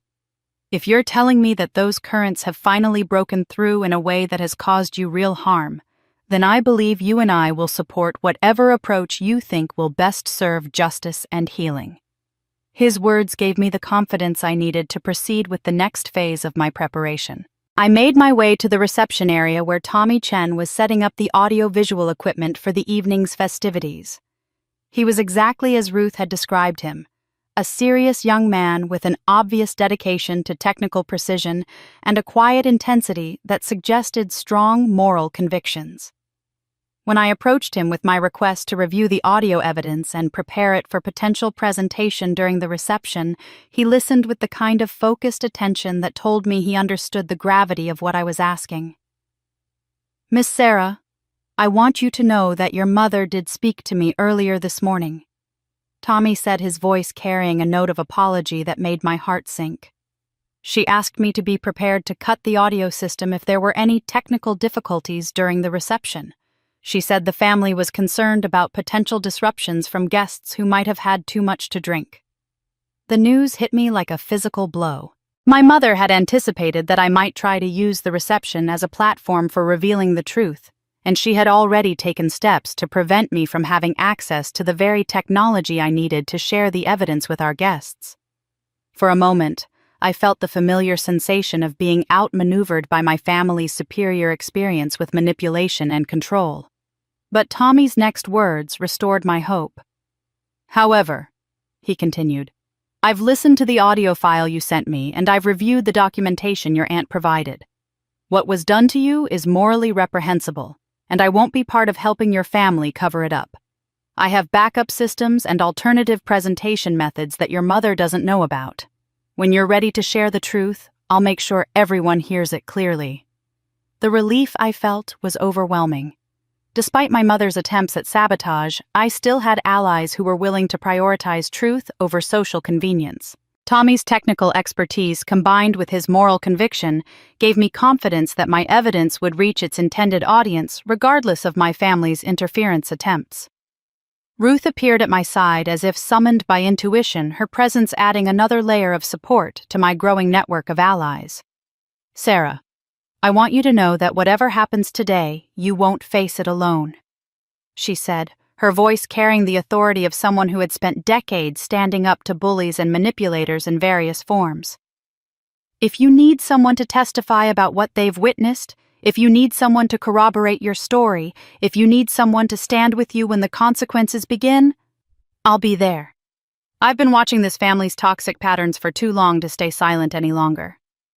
The commitment in her voice was absolute, and I realized that Ruth wasn't just offering me support for this single confrontation. She was offering to help me break free from the cycle of abuse and manipulation that had defined my entire relationship with my family. With her backing combined with the technical support from Tommy and the unwavering love from David, I had assembled a coalition of people who were committed to ensuring that truth would prevail over image justice, over reputation, and healing over the perpetuation of generational trauma. Pastor Williams appeared beside us, having finished his final preparations for the ceremony. His presence completed the circle of support that I needed to move forward with confidence.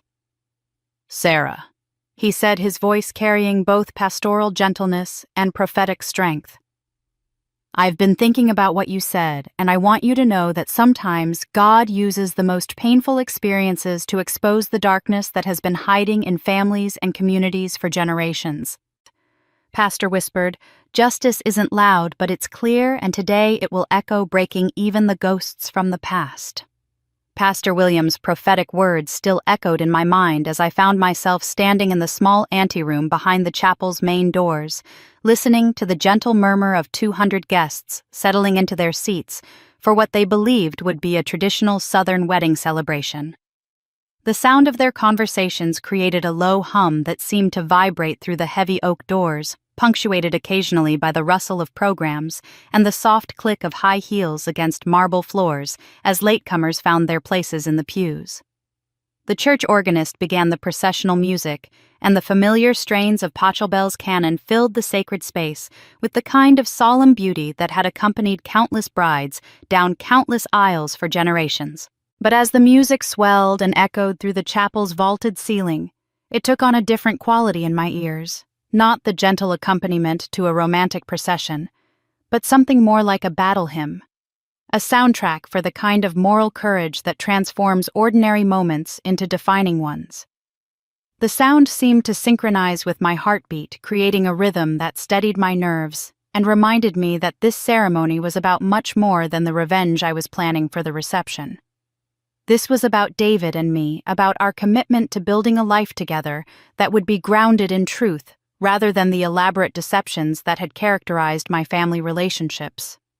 The music was calling me not just to walk down an aisle, but to step across a threshold from one kind of existence into another. I reached into my small beaded purse and pulled out the compact mirror that had been my grandmother's, its silver surface reflecting decades of Montgomery women preparing for their most important moments. But when I opened it and saw my reflection, I realized that the woman looking back at me bore no resemblance to the frightened, humiliated victim who had stared into her bathroom mirror that morning. The woman in the compact had clear, determined eyes that reflected not shame, but a kind of fierce dignity I had never seen in myself before. My scalp, which had seemed so shocking and vulnerable in the harsh bathroom lighting, now appeared almost regal under the soft illumination of the chapel's preparation area. The fine bone structure of my skull was visible in a way that had been hidden beneath years of hair, and rather than making me look diminished, it seemed to emphasize the strength and intelligence that had always been my defining characteristics. I looked like someone who had survived something terrible and emerged not broken, but forged into something harder and more resilient than before. The sheer veil that I had chosen to showcase rather than conceal my condition caught the light streaming through the stained glass windows, creating an almost ethereal effect that transformed what my family had intended as humiliation into something that looked almost like a crown.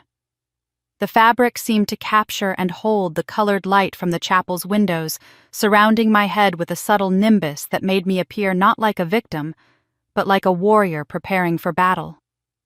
I carefully adjusted the veil one final time, ensuring that it would flow properly as I walked down the aisle, and that every guest would have an unobstructed view of what had been done to me.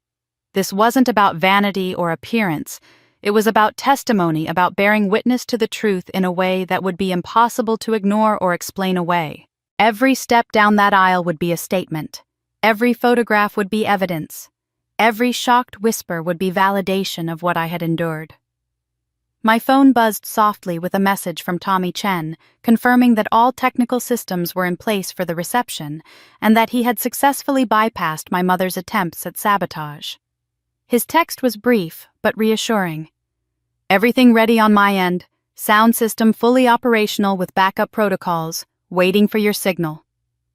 I quickly typed my response, knowing that this would be my final communication before the ceremony began, and that everything depended on perfect timing and coordination.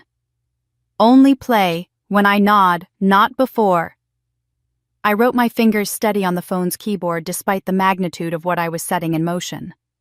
This has to happen exactly right, or it won't work at all. I hit send and then turned off the phone completely, not wanting any distractions during the ceremony itself. The die was cast, and there would be no turning back from the path I had chosen. Through the heavy doors, I could hear Pastor Williams beginning the traditional opening words of the wedding ceremony, his voice carrying clearly through the chapel as he invited the congregation to witness the sacred union that was about to take place. His tone was warm and welcoming, giving no indication of the dramatic revelations that would unfold just hours later in the reception hall. For now, this moment belonged to love and commitment, and the eternal hope that two people could build something beautiful together despite the brokenness of the world around them. Ruth appeared at my side, having slipped quietly into the preparation area to offer her final words of support before I began my walk down the aisle. She didn't say anything, words seemed inadequate for what was passing between us, but she squeezed my hand gently and nodded toward the doors, with an expression that conveyed both pride and determination. She understood that I was about to do something that would change not just my own life, but potentially the lives of everyone in our family, and her presence reminded me that I wasn't facing this transformation alone. The organist shifted into the opening notes of the bridal processional, and I could hear the congregation rising to their feet in the traditional gesture of respect for the bride's entrance. The sound of 200 people standing simultaneously created a wave of anticipation that seemed to roll through the chapel and crash against the doors where I waited. In just moments, those doors would open, and everything that came after would be irreversible. I took one final breath, feeling the cool air fill my lungs as I prepared to step into the next chapter of my life. The fear that had dominated my morning had been replaced by something far more powerful. A sense of purpose that made my spine straighter and my chin higher. I was no longer the victim of my family's cruelty. I was the author of my own story, and I was about to write the most important chapter yet.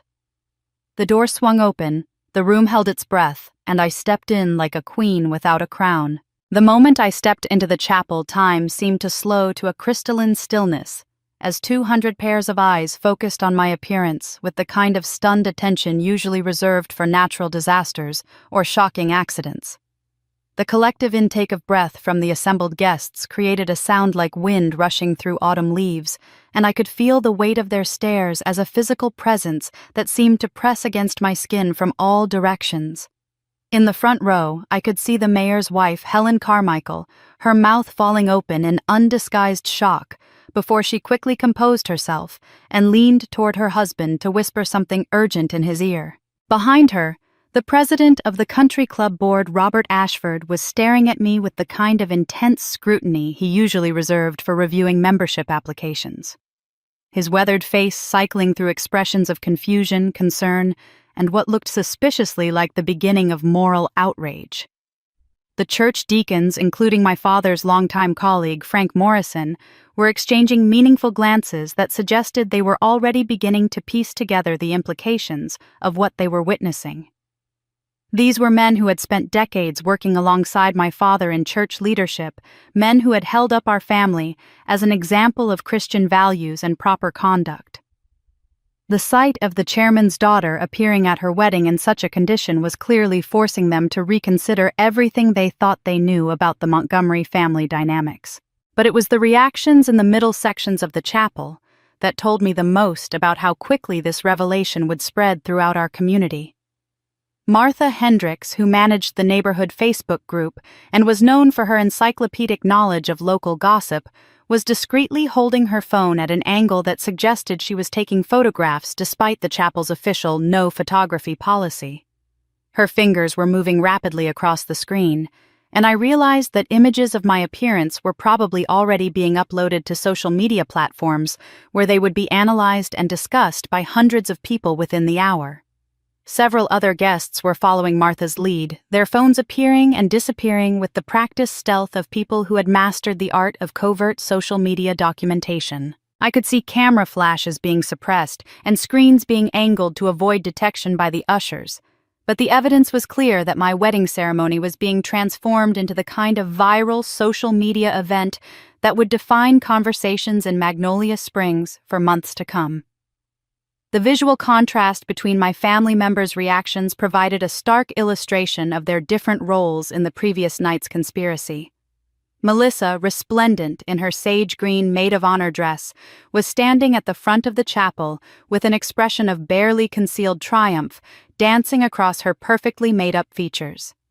Her posture was relaxed and confident, her chin held high with the satisfaction of someone who believed their carefully orchestrated plan was proceeding exactly as intended.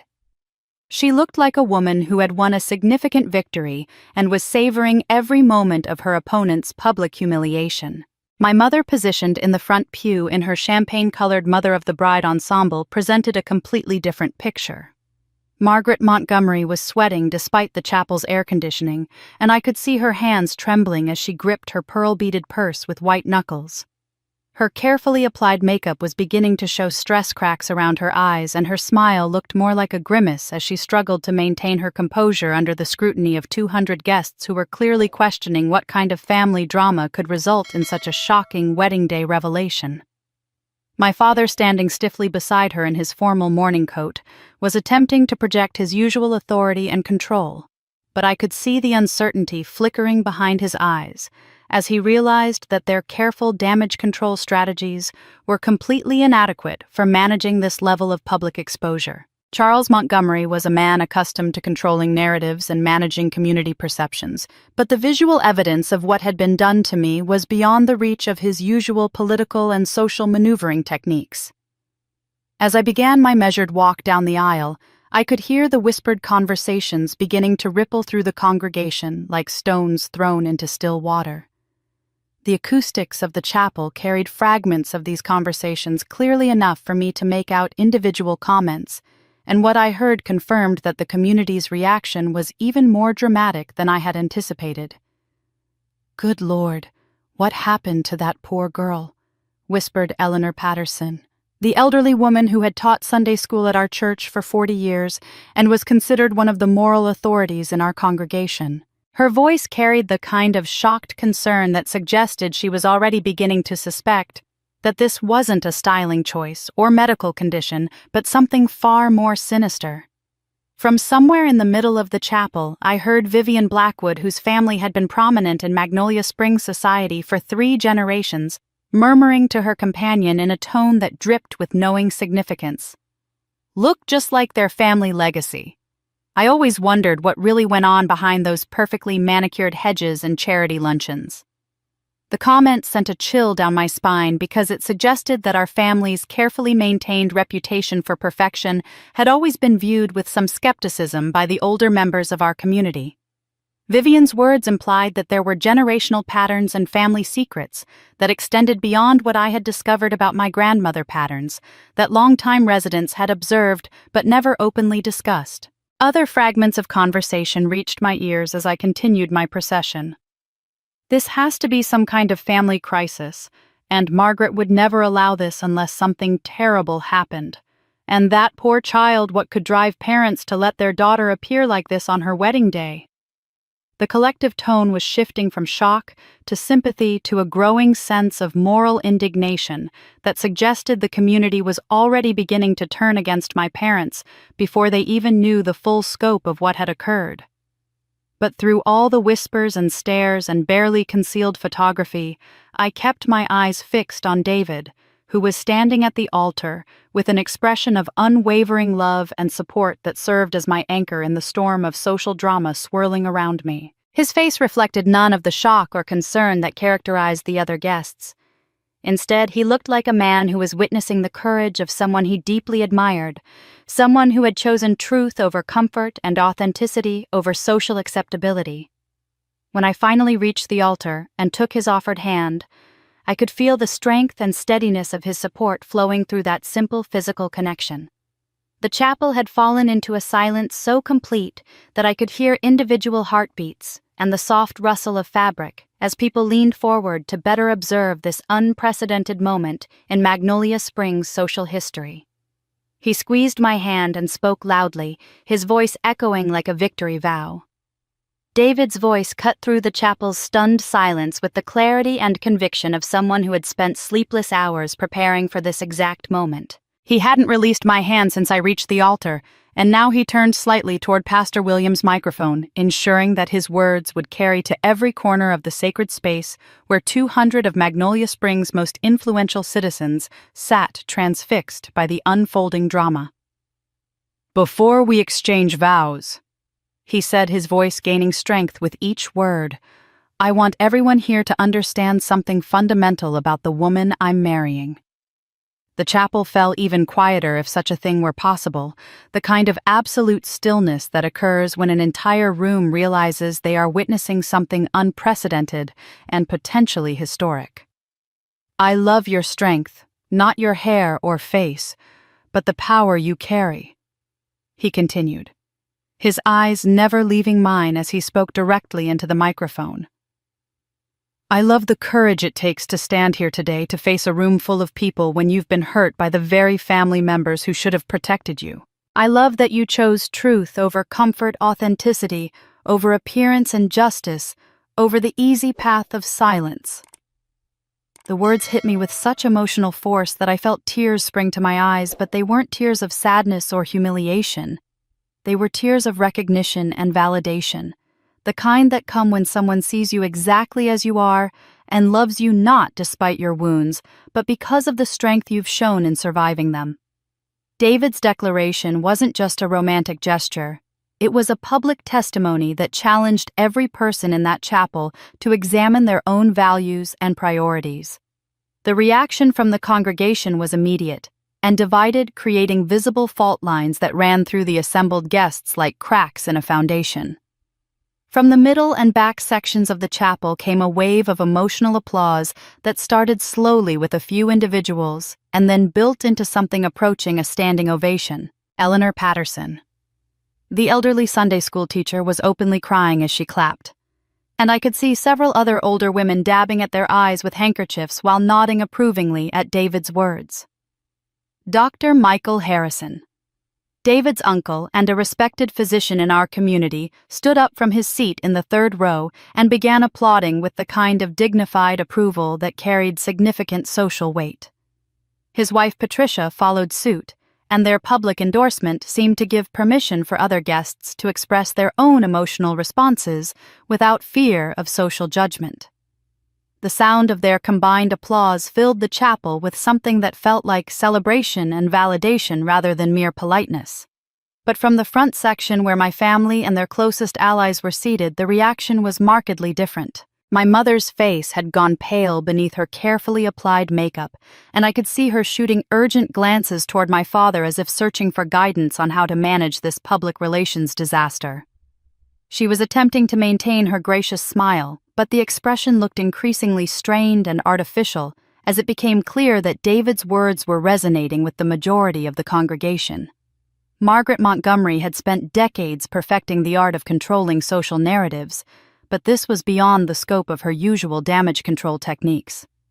She couldn't dismiss David's declaration as scripted drama or family theatrics because it was clearly authentic and deeply felt, and she couldn't minimize its impact because the congregation's response was so overwhelmingly positive.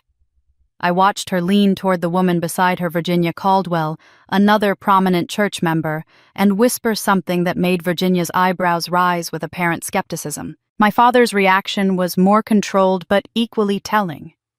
Charles Montgomery was a man accustomed to commanding respect through authority and social position, but David's public declaration had shifted the moral high ground in a way that left him looking defensive and uncertain. He was scanning the congregation with the calculated gaze of a politician trying to gauge public sentiment, and what he was seeing clearly wasn't aligning with his expectations for damage control.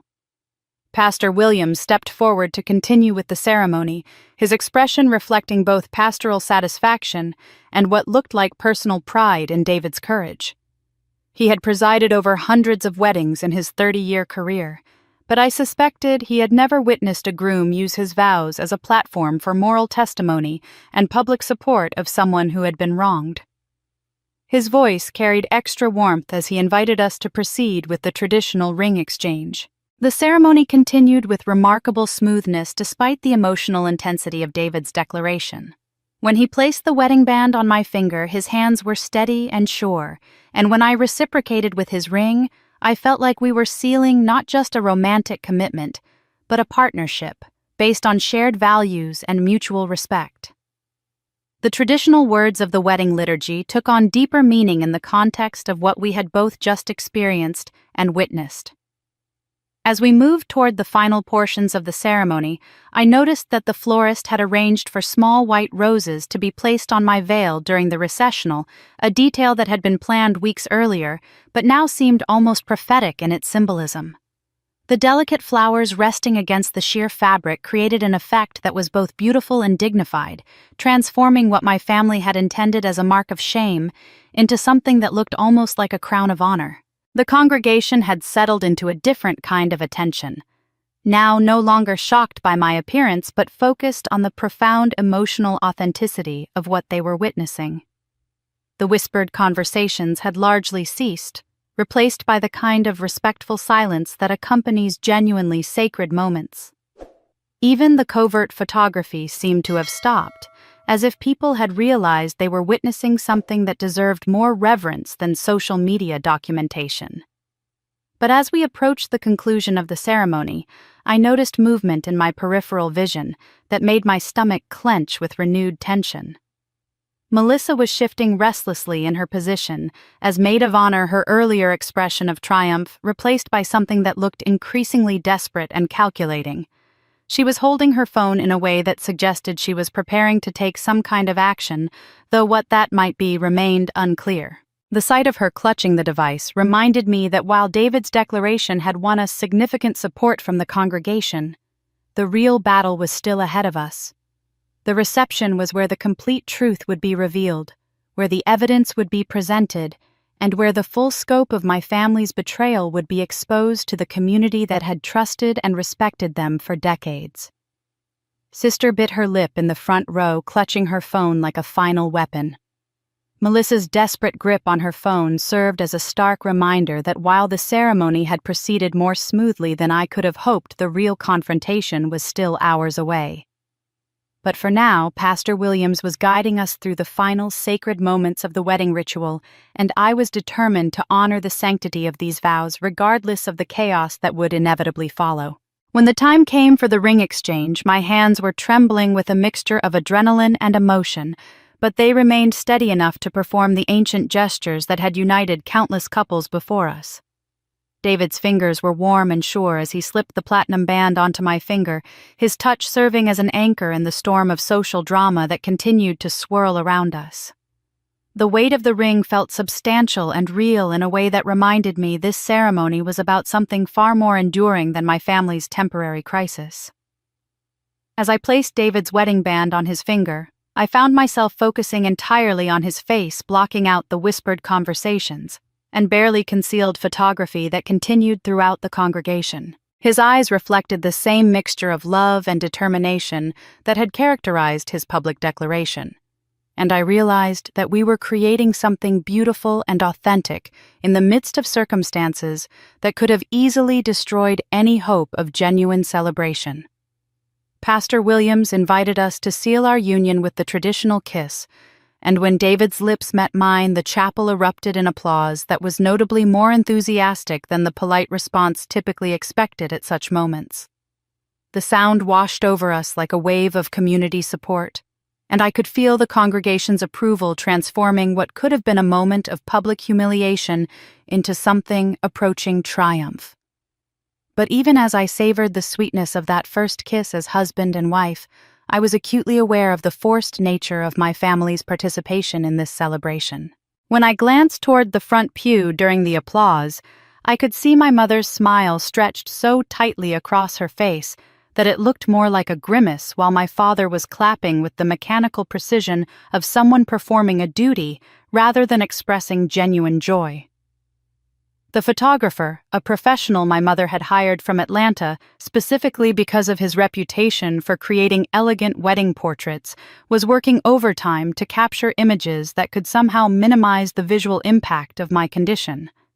I watched him directing my parents through a series of formal poses, clearly struggling to find angles and lighting that would make their expressions appear natural and celebratory, rather than strained and defensive. Margaret Montgomery was a master of social performance, but even her considerable skills were being tested by the scrutiny of guests who were clearly questioning the family dynamics they were witnessing. I could see her adjusting her posture and facial expressions with each camera flash, trying to project maternal pride while her eyes remained guarded and calculating. The effort was exhausting to watch, and I realized that maintaining their perfect image was requiring more energy than ever before. My father's discomfort was even more apparent as he stood stiffly beside my mother, his usual commanding presence diminished by the obvious moral questions surrounding my appearance. Charles Montgomery was accustomed to being the authority figure in any social situation, but the congregation's reaction to David's declaration had shifted the dynamic in a way that left him looking defensive rather than dignified. Several guests were openly staring at him with expressions that suggested they were reassessing everything they thought they knew about his character and values. As we moved into the recessional, I could hear the whispered conversations resuming throughout the chapel. Though the tone had shifted from shock to speculation about what might be revealed during the reception. The guests were clearly anticipating that more information would emerge about the circumstances surrounding my appearance, and I could sense their collective curiosity building toward what promised to be a very interesting evening. Ruth appeared at my side as we prepared to leave the altar, her presence serving as both emotional support and a reminder that I had allies who would stand with me through whatever came next. She squeezed my hand briefly and whispered, "You've handled this beautifully, sweetheart. The hardest part is behind you now." But we both knew that wasn't entirely true. The ceremony had been about love and commitment, while the reception would be about truth and consequences. As David and I walked back down the aisle as husband and wife, I noticed that the congregation's attention had shifted subtly from my appearance to our relationship dynamic. The guests seemed to be focusing less on what had been done to me and more on how we were handling the crisis together, and I could see approval in many faces as they observed David's unwavering support and my own dignified composure. The photographer continued his work during the recessional, capturing images of our exit that would undoubtedly become part of the visual record of this unprecedented wedding. But instead of the triumphant celebration photos my mother had originally envisioned, these images would document something far more significant: a couple's commitment to truth and authentic love in the face of family betrayal and social pressure. When we reached the back of the chapel and stepped into the relative privacy of the vestibule, I finally allowed myself a moment to process what we had accomplished. The ceremony had been completed with dignity and grace, despite the circumstances, and we had managed to transform what my family intended as humiliation into a powerful testimony about the nature of real love and commitment. David pulled me close for a private embrace before we would be obligated to participate in the receiving line and post-ceremony photography that my mother had insisted upon. In that brief moment of intimacy, I whispered the words that had been building in my heart throughout the ceremony. "Tonight, truth will speak for itself, and we'll dance our first dance after. I promise you that whatever happens during the reception, we'll end this evening as we began it together and committed to building something real." His response was immediate and certain, his voice carrying the same conviction that had characterized his public declaration. "Sarah, whatever you need to do tonight, whatever truth you need to share, I'm with you completely. This isn't just your battle anymore, it's ours." The warmth in his eyes reminded me that I had gained more than a husband today. I had gained a true partner who would stand with me through whatever consequences emerged from exposing my family's betrayal. The reception hall was just steps away, where Tommy Chen would be making final preparations for the evening's festivities, and where 200 guests would soon gather expecting a traditional Southern celebration. Instead, they would witness something unprecedented in Magnolia Springs' social history: the complete dismantling of a family's carefully constructed facade and the triumph of truth over reputation. He nodded. "I'm right here."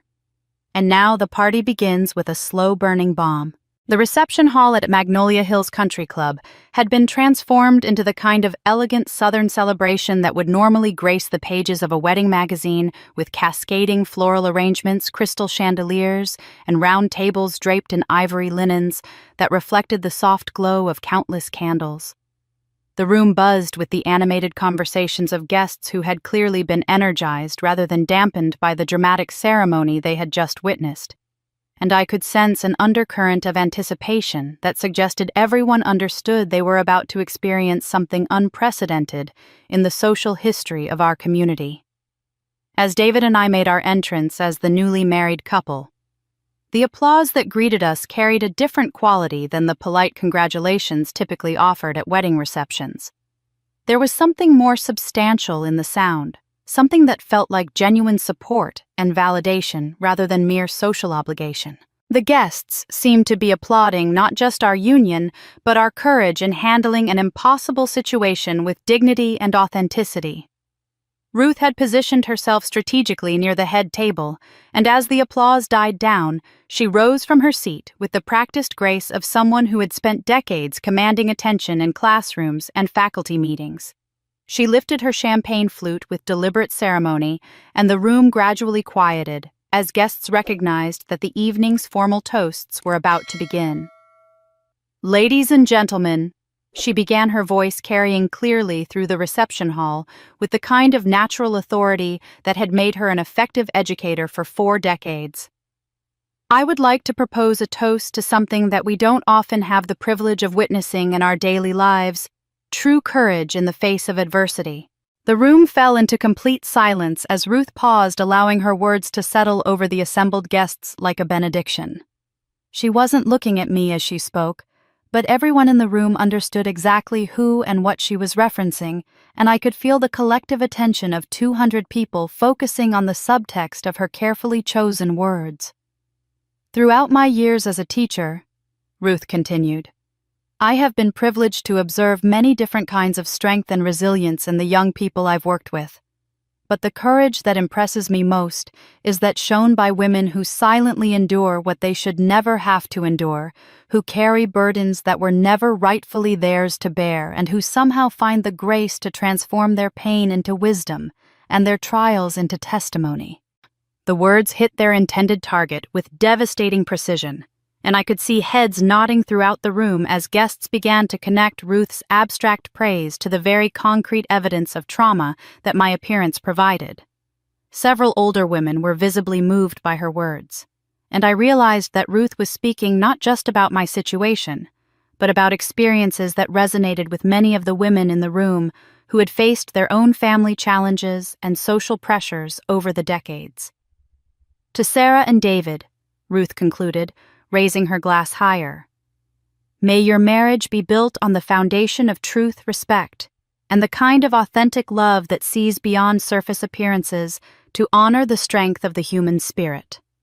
The response to her toast was immediate and overwhelming, with glasses rising throughout the room, and applause that seemed to go on far longer than typical wedding reception etiquette would suggest. But this wasn't a typical wedding reception, and the guests seemed to understand that they were participating in something that transcended normal social conventions. As Ruth returned to her seat, I noticed that Harold Blackstone, an elderly man who served on the HOA board with my father and had known our family for decades, was rising from his table near the front of the room.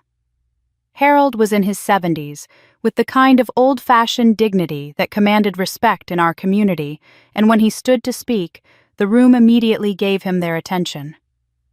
"I've lived in Magnolia Springs for 62 years.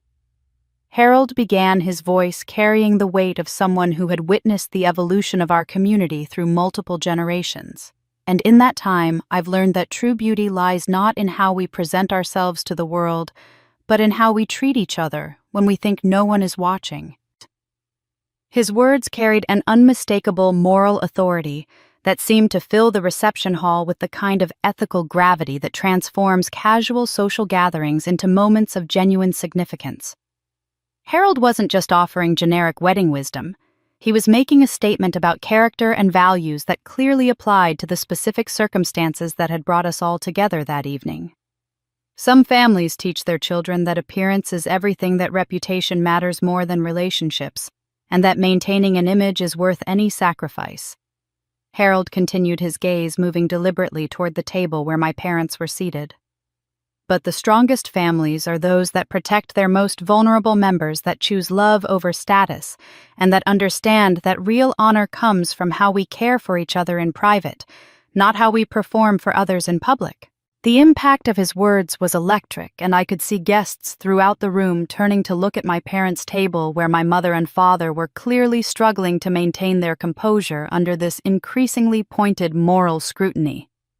Margaret Montgomery's smile had become so strained that it looked almost painful, while my father was staring at his plate with the kind of focused intensity that suggested he was trying to avoid making eye contact with anyone in the room.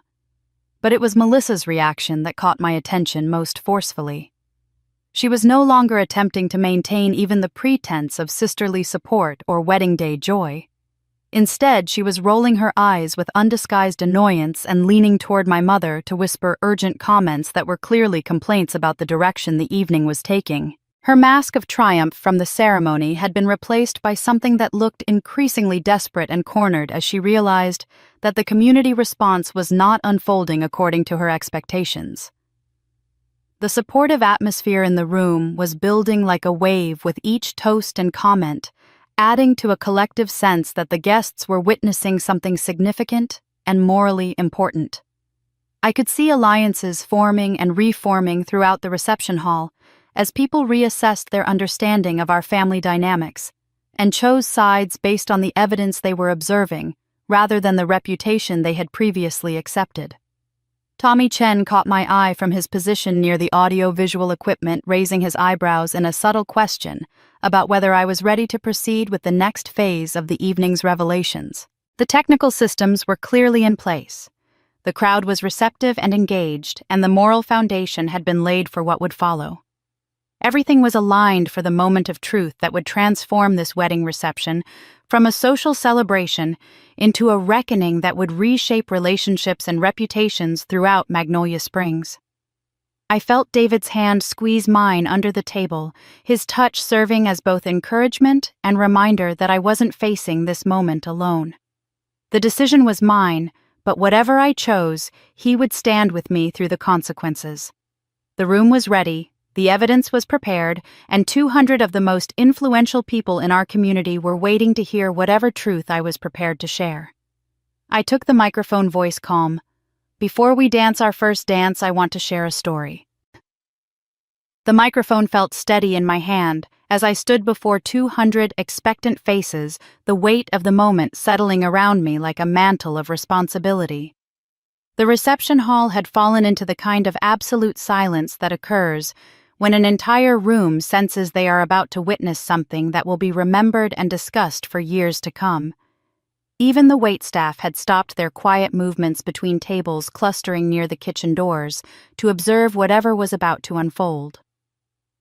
Last night, I began, my voice carrying clearly through the sound system that Tommy Chen had so expertly prepared.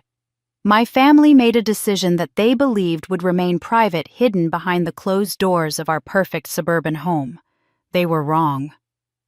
I nodded slightly toward Tommy, who was positioned at his control station with the professionalism of someone who understood the gravity of what he was about to facilitate. His finger hovered over the play button for just a moment before he pressed it, and suddenly the reception hall was filled with the crackling but unmistakable sound of the previous night's doorbell camera recording. Melissa's voice cut through the elegant atmosphere like a blade, her ultimatum delivered with the same vicious clarity that had shocked me in my drugged state. "Cut her hair off or you'll lose me forever. I swear to God, Mama, if you don't do this one thing for me, I will walk out of this house tonight and you will never see me again." The reaction from the assembled guests was immediate and visceral. Gasps echoed throughout the room, followed by the kind of shocked murmurs that occur when people are confronted with evidence of behavior so far outside the bounds of normal family dysfunction that it challenges their understanding of human nature. I watched faces throughout the reception hall as the reality of what they were hearing sank in. This wasn't speculation or gossip, but documented proof of a conspiracy to humiliate me on my wedding day.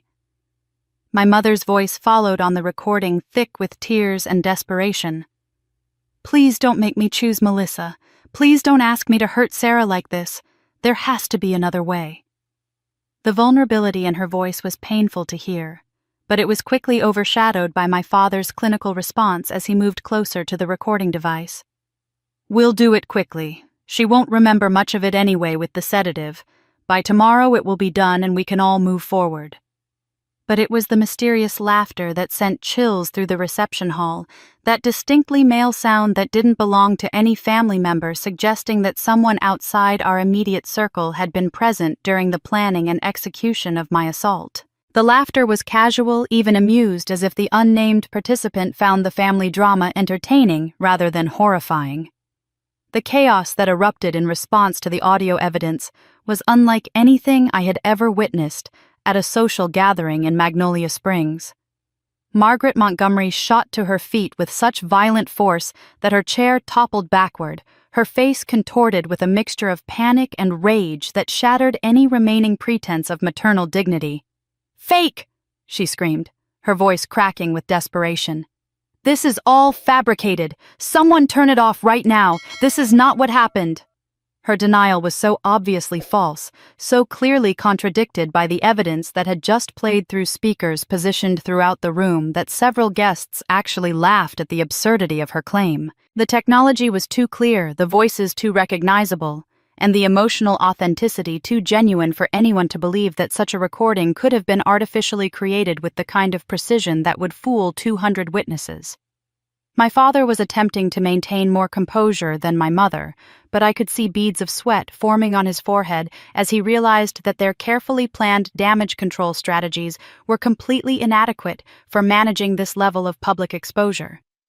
Charles Montgomery was a man accustomed to controlling narratives through authority and political maneuvering, but audio evidence played in front of the community's most influential citizens was beyond the reach of his usual techniques. But it was Melissa's reaction that provided the most dramatic entertainment for the assembled guests. Instead of attempting denial or damage control, she made the catastrophic decision to launch a counterattack using technology she clearly didn't understand well enough to employ effectively. She pulled out her phone with frantic movements and began playing what was obviously a hastily created audio file that was supposedly me confessing to staging the entire incident. The fake recording was so poorly executed that it would have been laughable if it weren't so pathetically desperate. The voice synthesis technology she had used created a robotic approximation of my speech patterns that bore only superficial resemblance to my actual voice, and the content was so obviously scripted that it sounded like a bad performance rather than authentic confession. "I staged this whole thing for attention," the artificial voice claimed in stilted, unnatural cadences. "I cut my own hair and made up the story about my family." The guests' reaction to Melissa's counterattack attempt was swift and merciless. Laughter rippled through the reception hall as people recognized the obvious artificiality of the recording, and I could hear comments like, "Does she really think we're that stupid?" And "This just makes it worse," floating through the crowd. What should have been her salvation had become additional evidence of her guilt and desperation. Tommy Chen, demonstrating both technical expertise and moral courage, took it upon himself to provide real-time analysis of Melissa's fake recording. "Ladies and gentlemen," he announced through his own microphone, "I can confirm from a technical standpoint that what you just heard contains clear digital artifacts consistent with voice synthesis software. The authentic recording I just played shows no such technological manipulation." His professional assessment carried significant weight with the guests, many of whom understood enough about modern technology to recognize the difference between genuine audio evidence and hastily created fabrications. The contrast between the emotional authenticity of the doorbell camera recording and the obvious artificiality of Melissa's response served to validate the truth of what they had heard, rather than casting doubt upon it. The room was now in complete uproar, with conversations breaking out at every table as guests processed what they had witnessed and began discussing the implications with their neighbors. The social dynamics of decades were being re-evaluated in real time as people who had respected and admired my family for years were confronted with undeniable evidence of behavior that challenged everything they thought they knew about us. Through the chaos, I could see various community leaders, church board members, HOA officials, business owners huddled in intense conversations that clearly involved reassessing their relationships with my parents. The mayor's wife was shaking her head in disgust, while several deacons were looking toward Pastor Williams, as if seeking guidance on how to respond to this unprecedented moral crisis. But amid all the shock and outrage and social reorganization happening throughout the reception hall, I remained calm and focused, knowing that this was only the beginning of what I had prepared to reveal. The audio evidence had established the basic facts of what had been done to me, but the complete picture was far more complex and damaging than most people could have imagined. I smiled amid the chaos. Keep watching, because truth doesn't stop at sound, it starts from generational curses. The chaos in the reception hall was reaching a crescendo when Tommy Chen's voice cut through the noise with professional authority. Ladies and gentlemen, if I may have your attention for the visual evidence portion of this presentation. The large projection screen that had been installed for displaying wedding photos flickered to life, and suddenly the elegant reception hall was transformed into something resembling a courtroom where documentary evidence was being presented to a jury of my peers. The first image that appeared on the screen was a high-resolution photograph of the prescription bottle we had discovered in the trash. The pharmacy label clearly visible with Melissa's name as the patient and the medication identified as lorazepam, a powerful sedative used for anxiety disorders. But what made the audience gasp was the second image, the electronic receipt showing that the prescription had been paid for using my father's credit card and email address with a timestamp that proved the medication had been purchased the afternoon before my assault. The visual impact was devastating in its clarity. This wasn't speculation or hearsay, but documented proof that my father had personally acquired the means to drug me hours before Melissa's ultimatum had been delivered. The premeditation was undeniable, and I could see the realization dawning on faces throughout the reception hall that this hadn't been a spontaneous family crisis, but a carefully planned attack. The next series of images showed the physical evidence we had recovered from the trash photographs of my hair scattered throughout garbage bags, the professional-grade electric clippers that had been used to destroy my appearance, and close-up shots of the fingerprints that were still visible on the device's handle and power switch. The forensic quality of the documentation gave the presentation the weight of a criminal investigation, and several guests were leaning forward in their chairs as if they were watching a true crime documentary unfold in real time. But it was the final image that created the most dramatic response from the assembled guests. Tommy had somehow obtained a photograph of the discarded clippers alongside the prescription bottle and pharmacy receipt, arranged in a way that showed the connection between all three pieces of evidence. The visual told a complete story of conspiracy and premeditation that was impossible to dismiss or explain away. From somewhere in the middle of the reception hall, a voice called out with the authority of someone accustomed to analyzing evidence and legal implications. I recognized the speaker as Jonathan Webb, a prominent attorney who specialized in criminal defense and who had been a guest at our church for several years. His professional assessment carried significant weight in our community, and when he stood to speak, the room immediately gave him their attention. "Ladies and gentlemen," Webb said, his voice carrying the measured tone of someone who had spent decades in courtrooms evaluating the strength of criminal cases. "What we're looking at here constitutes sufficient grounds for a criminal investigation. This isn't family drama or domestic disagreement. This is documented evidence of assault, drugging without consent, and conspiracy to commit bodily harm. These aren't matters that can be handled through family counseling or church mediation." His legal analysis sent shockwaves through the reception hall as guests who had been viewing this as scandalous entertainment suddenly realized they were witnessing the exposure of potentially criminal behavior by one of their community's most respected families. The social implications were staggering, and I could see various community leaders exchanging urgent glances as they began calculating the impact this would have on organizations and institutions where my parents held leadership positions. But the most compelling testimony came from an unexpected source. Dorothy Henshaw, an elderly woman who lived in the house directly across the street from my family's home, rose slowly from her table near the back of the reception hall. At 83, Dorothy was known throughout the neighborhood as someone who kept careful watch over community activities from her front porch, though most people dismissed her observations as the idle curiosity of an elderly woman with too much time on her hands.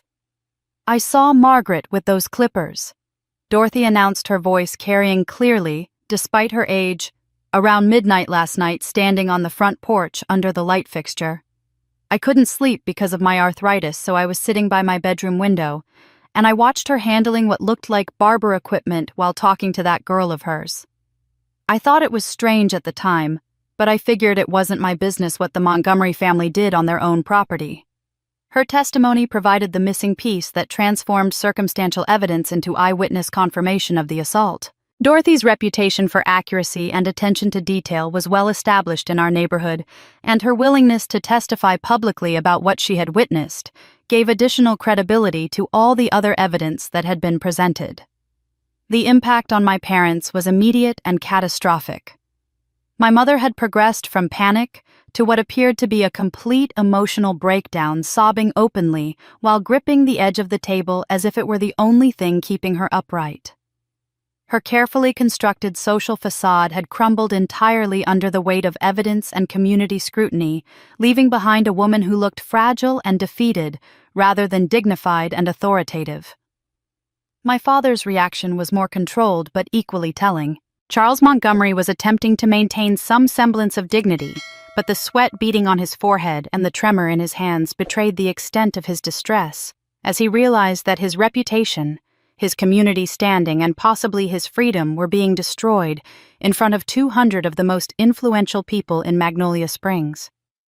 The guests were no longer simply shocked observers, but active participants in a community reckoning that was reshaping social and moral boundaries in real time. I could hear fragments of conversations throughout the hall as people discussed the legal implications, the impact on church leadership, and the broader questions about family dysfunction that had been hidden beneath our community's polished surface. Melissa had retreated into sullen silence, her earlier attempts at counterattack having backfired so spectacularly that she seemed to realize any further efforts would only make her situation worse. She was slumped in her chair with the defeated posture of someone whose carefully laid plans had not only failed, but had accelerated her own downfall. My father finally attempted to speak, his voice barely audible above the continuing discussions throughout the reception hall. He began. But his words carried no conviction, no explanation that could possibly justify what the evidence had revealed about his role in planning and executing my assault.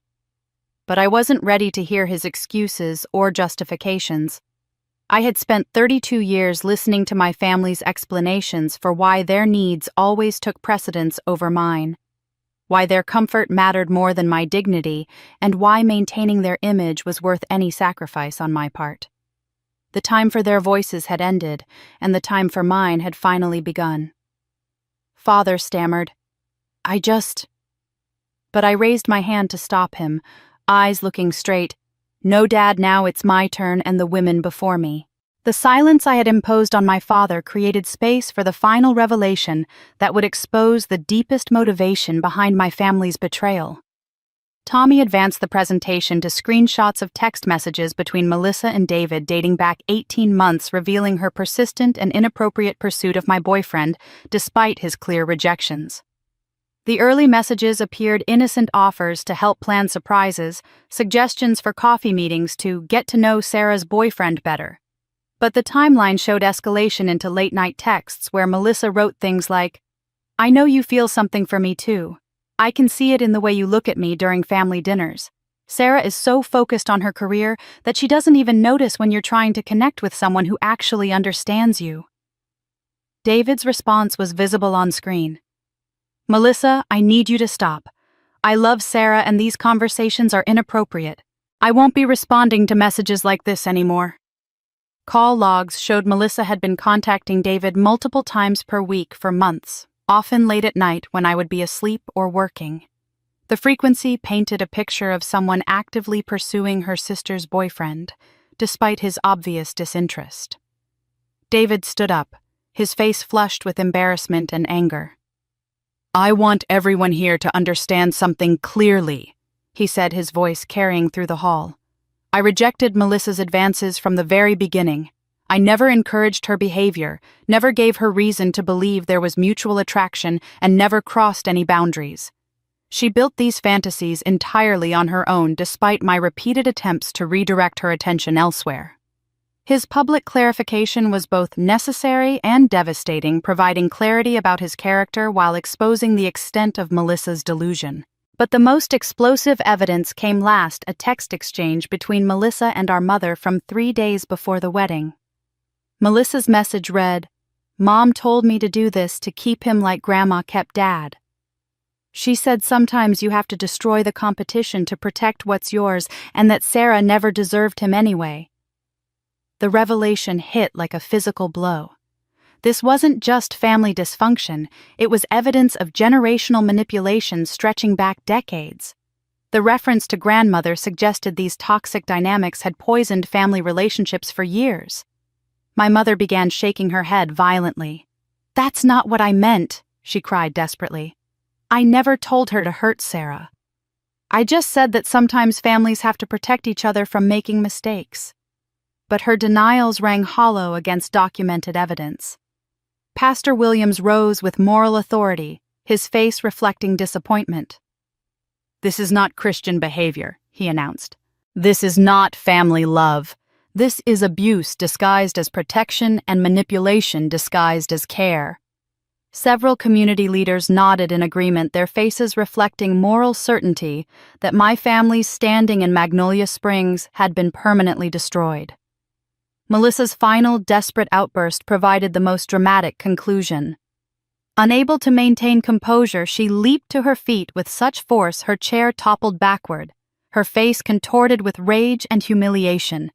"He led me on," she screamed, pointing at David. "He smiled at me. He was nice to me. He made me think there was something between us.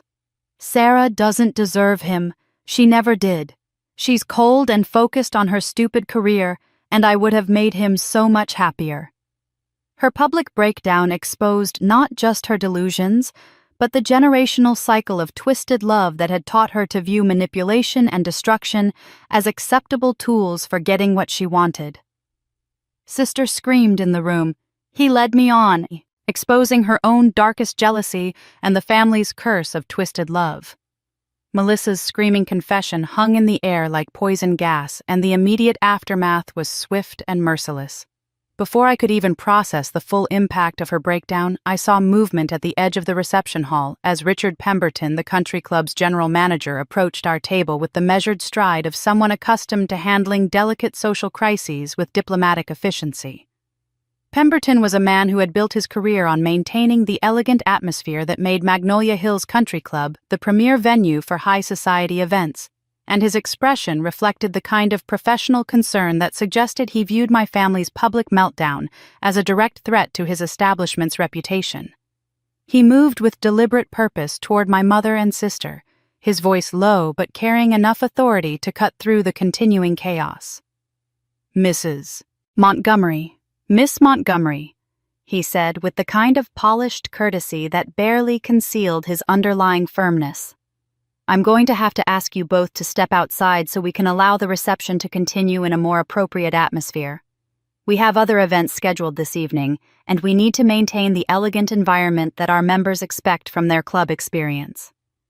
The request was delivered with such professional smoothness that it took my mother a moment to understand she was being ejected from her own daughter's wedding reception.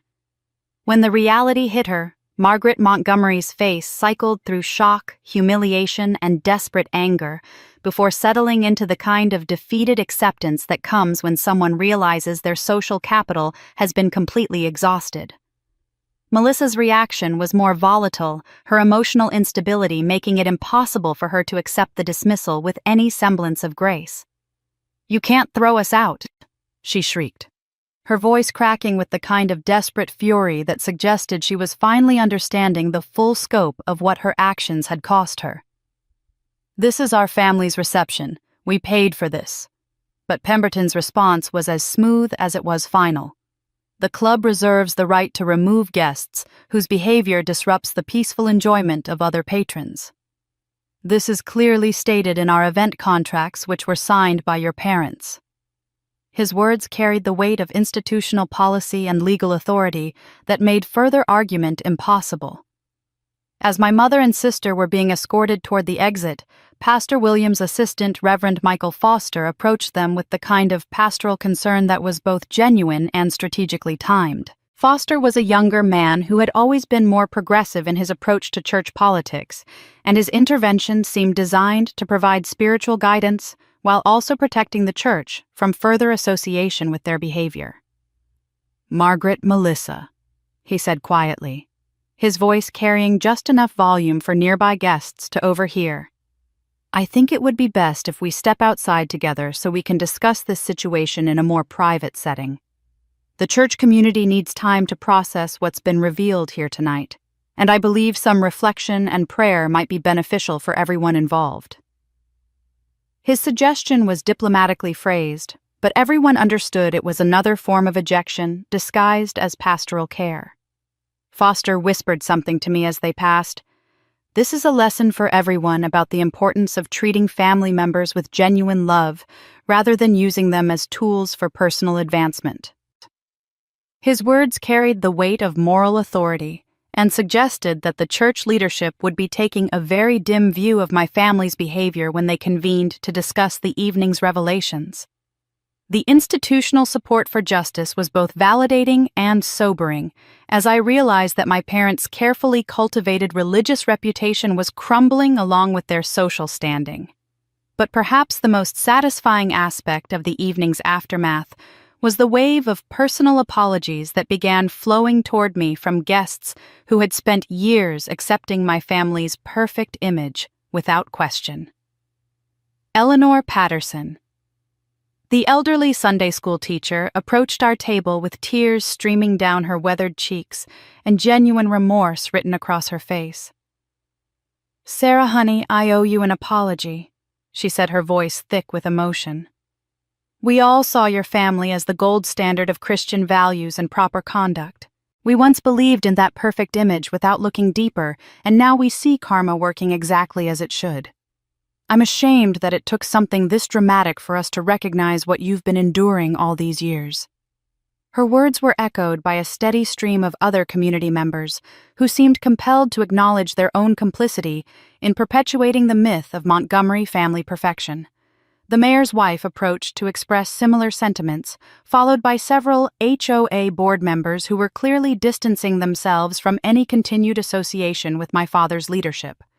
Dr. Harrison David's uncle summed up the community sentiment most eloquently. "Sometimes it takes a moment of complete transparency to reveal the difference between genuine character and carefully maintained facades. Tonight has been educational for all of us about the importance of looking beyond surface appearances to understand what's really happening in people's lives." The social tide had turned completely, and I could see the satisfaction of justice playing out in real time as people who had ignored or dismissed signs of dysfunction for years were forced to confront the reality of what my family had been capable of. The karma was swift, comprehensive, and deeply satisfying in a way that felt like cosmic correction, rather than personal revenge. Through all of this social reorganization, my father had remained seated at his table, his face pale and his hands trembling as he watched his carefully constructed world collapse around him.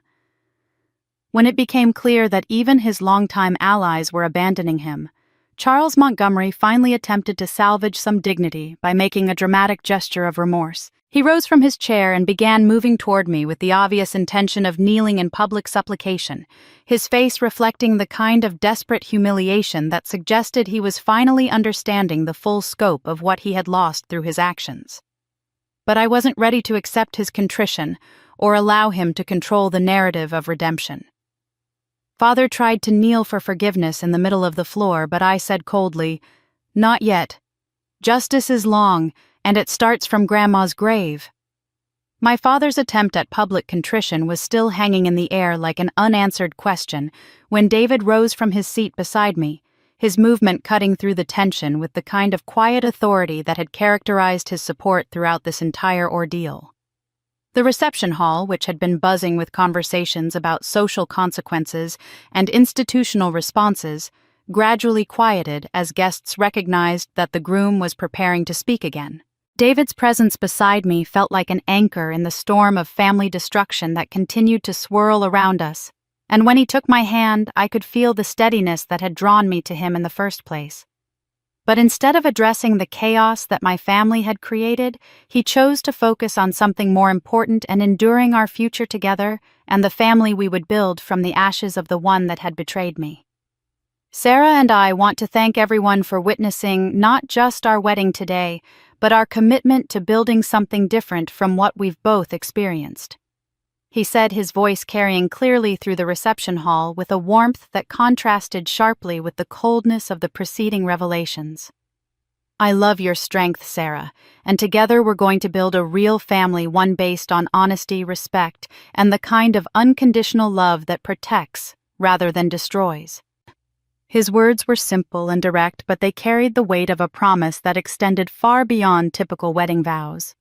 This wasn't just a romantic declaration, it was a commitment to breaking the generational patterns that had poisoned my family relationships and creating something healthier for whatever children we might have in the future. The emphasis on building rather than inheriting felt particularly powerful given what we had just exposed about the toxic legacy that stretched back through multiple generations of Montgomery women. The response from the remaining guests was immediate and deeply moving. The applause that filled the reception hall carried a different quality than the shocked reactions that had characterized earlier portions of the evening. This was the sound of genuine celebration and emotional support from a community that had witnessed something truly redemptive amid the wreckage of family dysfunction. Eleanor Patterson, still dabbing at her eyes with a handkerchief, called out from her table near the front of the room, "That's what real marriage looks like." Her voice cracked with emotion as she spoke, and I could see other older women throughout the reception hall nodding in agreement, their faces reflecting the kind of recognition that comes from decades of observing relationships and understanding the difference between authentic partnership and social performance. Dr. Harrison's wife, Patricia, added her own validation. "You two have shown more genuine love and commitment in the past hour than many couples demonstrate in years of marriage. This is what it means to stand by someone when they need you most." Her words seemed to speak for many of the guests who had watched David's unwavering support throughout the evening's revelations, with obvious admiration and respect. The emotional support from the community felt like a warm embrace after years of feeling isolated within my own family, and I realized that while I had lost the people who should have loved me unconditionally, I had gained something potentially more valuable: a chosen family of friends and community members who had seen me at my most vulnerable and chosen to stand with me rather than judge me. When I turned to embrace David, feeling the solid warmth of his presence and the steady rhythm of his heartbeat against my cheek, I was overwhelmed by a sense of hope that I hadn't experienced in years. This hug felt different from any romantic gesture we had shared during our courtship. It was the embrace of true partners who had been tested by crisis and emerged stronger rather than broken. The symbolism wasn't lost on the assembled guests, many of whom had spent the evening watching a family disintegrate under the weight of its own toxicity. Seeing David and me find strength and unity in the midst of that destruction seemed to provide a kind of emotional catharsis for people who might have been questioning whether authentic love and healthy relationships were even possible in a world that often seemed dominated by manipulation and self-interest. Ruth appeared at our table, her face glowing with the kind of satisfaction that comes from seeing justice served and truth validated. She squeezed my free hand and whispered, "This is how cycles break, not through revenge, but through choosing to build something better." Her words carried the weight of her decades as an educator and her understanding of how generational patterns could be interrupted through conscious choice and moral courage. The reception hall had transformed from a venue for social drama into something that felt more like a celebration of resilience and authentic connection. Guests were no longer focused on the scandal of what had been revealed, but on the hope represented by David's commitment and the community support that had emerged from witnessing our crisis together. But even as I savored this moment of warmth and validation, my peripheral vision caught movement that reminded me the evening wasn't over yet. Through the glass doors that led to the country club's outdoor terrace, I could see my mother pacing frantically while talking on her phone, her animated gestures suggesting she was engaged in an urgent and potentially desperate conversation with someone who wasn't present at the reception. The sight of her making what appeared to be a clandestine phone call sent a chill through me because I knew Margaret Montgomery well enough to understand that she wouldn't accept defeat without attempting one final manipulation or damage control strategy. Her body language suggested she was calling in favors, making threats, or perhaps arranging some kind of counterattack that could still turn the evening's triumph into yet another betrayal. David noticed the direction of my gaze and followed it to where my mother was gesticulating wildly while speaking into her phone.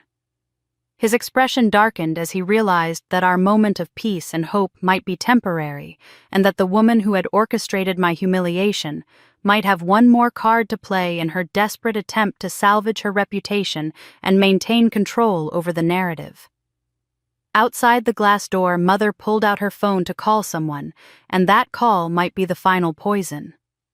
My mother's frantic phone conversation through the glass doors proved to be just the opening salvo in what would become a desperate digital warfare campaign orchestrated by Melissa from the parking lot of Magnolia Hills Country Club.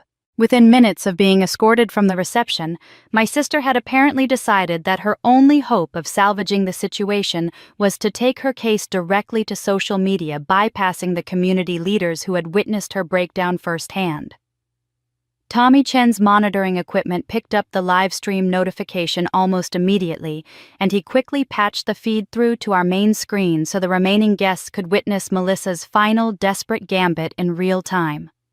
She was sitting in her car, her makeup streaked with tears, and her hair disheveled from her earlier outburst, but her voice carried the same manipulative confidence that had characterized her ultimatum the night before.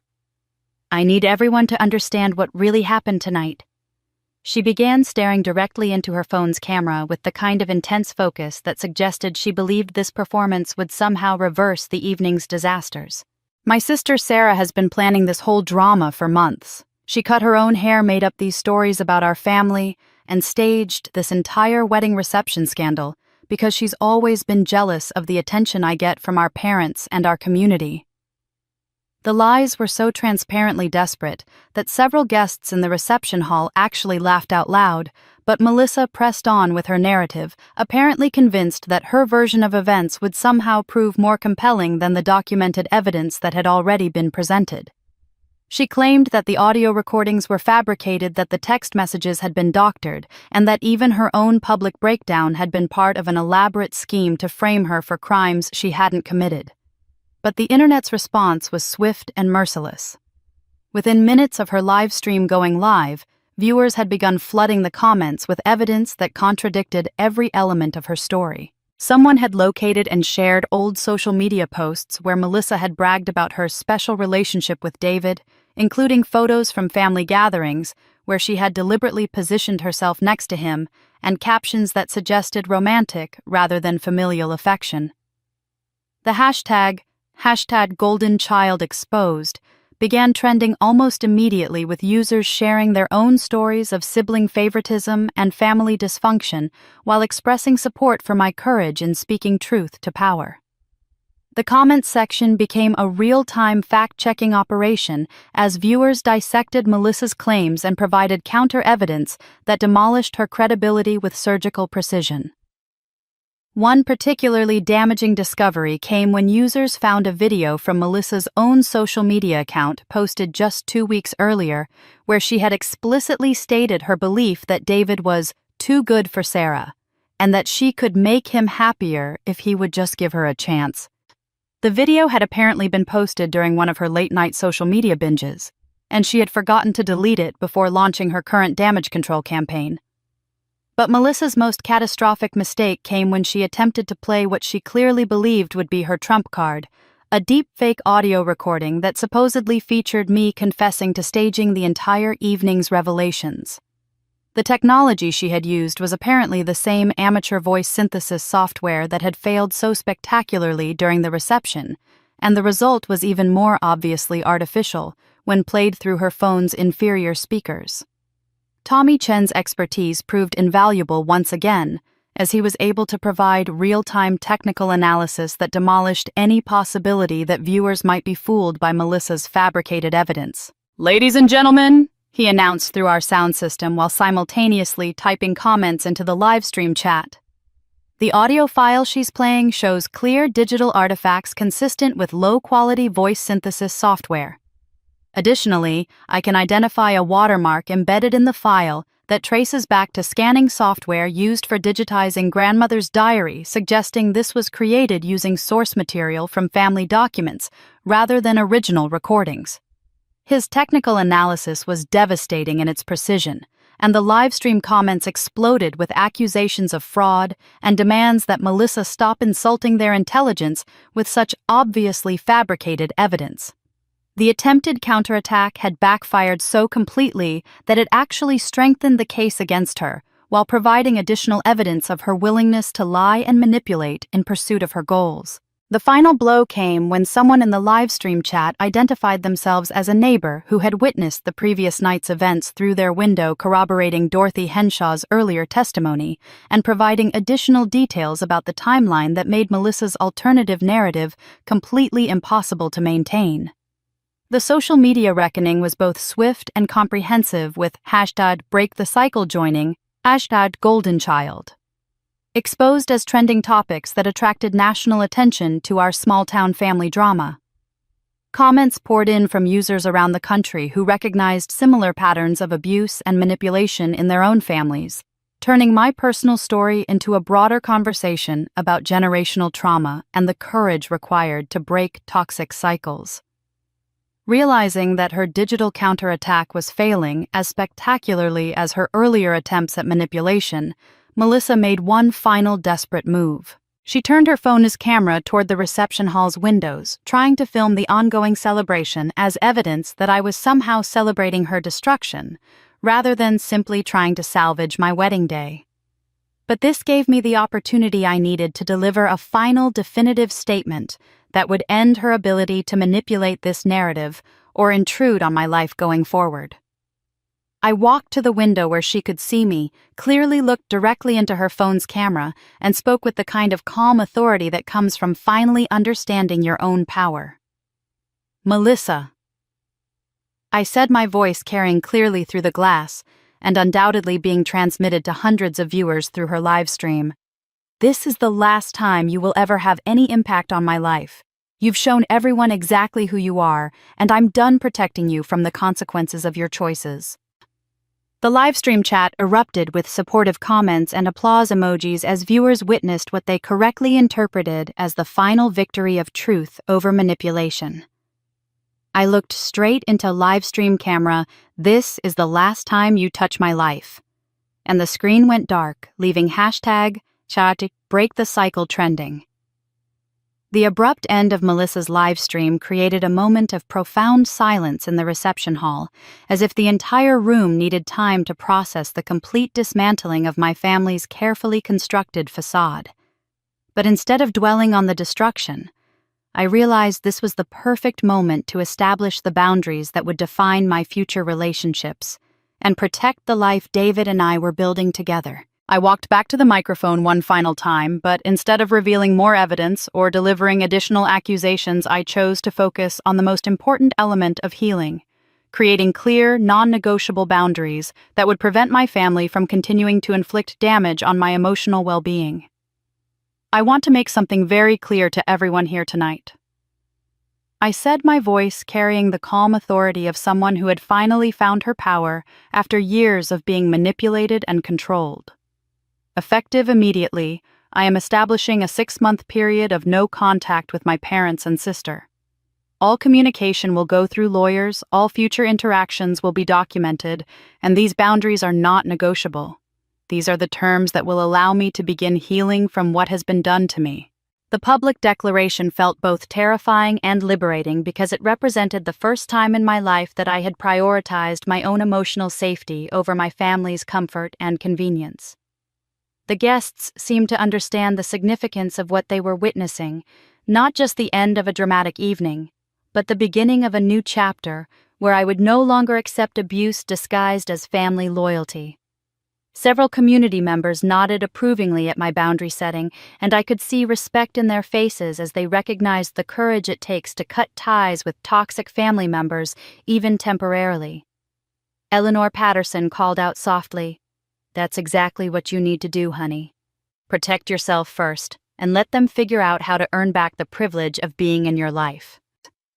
As the reception began winding down and guests started saying their goodbyes, Ruth approached me with the kind of grave expression that suggested she had been waiting for the right moment to share something important. She guided me to a quiet corner where we could speak privately away from the remaining conversations and cleanup activities. "Sarah," she said, her voice heavy with the weight of family history, "I need you to understand something about the pattern you've broken tonight. Your grandmother favored your mother exactly the same way your mother favored Melissa. I watched it happen when your mother was young, the same manipulation, the same emotional blackmail, the same willingness to sacrifice one child for another's benefit. This cycle of twisted love and competition has been poisoning our family for at least 3 generations." Her revelation provided crucial context for everything I had experienced, helping me understand that my abuse wasn't personal, but rather the continuation of a generational pattern that had been passed down like a toxic inheritance. The knowledge was both painful and liberating because it meant the cruelty I had endured wasn't about my inadequacy, but about a family system that had been broken for decades. But tonight, Ruth continued, her eyes bright with tears of pride. "You've done what your mother never had the courage to do.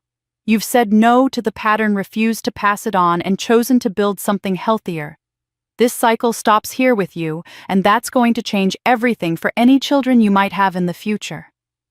David appeared at my side as Ruth finished speaking, and together we made the decision that would define the rest of our wedding night. Instead of staying at the country club for the traditional final dances and formal send-off, we chose to leave quietly and celebrate our marriage in a way that felt authentic to who we were, rather than who my family had expected us to be.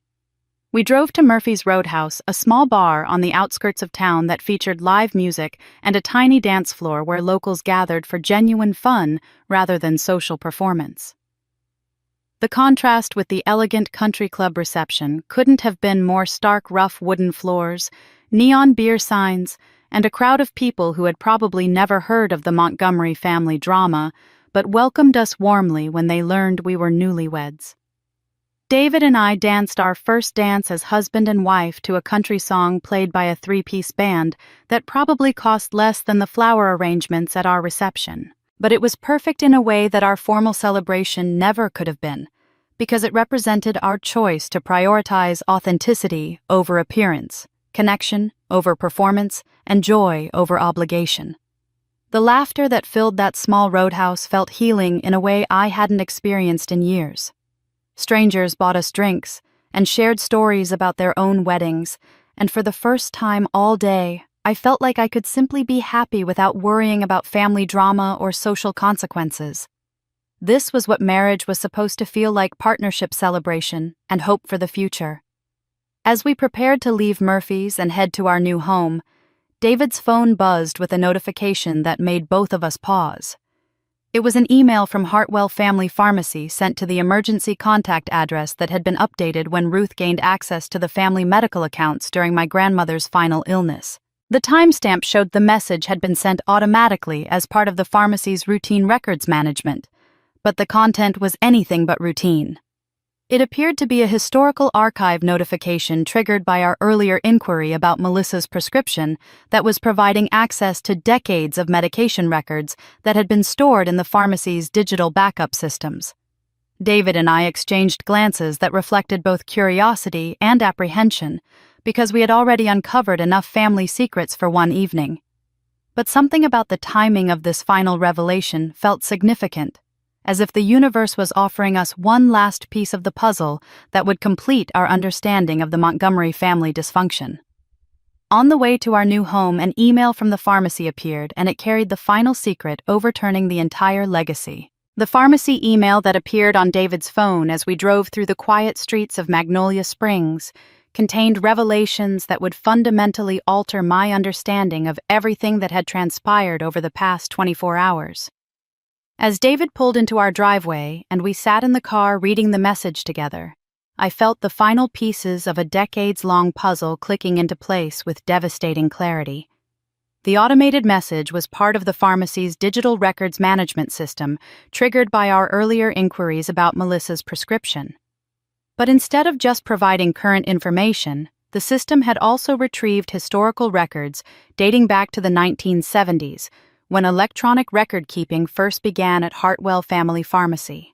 What it revealed was a pattern of medication abuse that stretched back through multiple generations of Montgomery women. The most shocking discovery was that the lorazepam prescription that had been used to drug me wasn't actually being used by Melissa for legitimate anxiety treatment. According to the detailed pharmacy records, she had been accumulating the medication over several months by claiming the pills weren't effective and requesting higher dosages, then hoarding the unused tablets instead of taking them as prescribed. The pattern suggested deliberate stockpiling rather than medical treatment. But the email's most damning revelation concerned my mother's role in this deception. The records showed that Margaret Montgomery had been the one initially requesting anxiety medication consultations for Melissa, claiming that her daughter was suffering from severe social anxiety that required pharmaceutical intervention.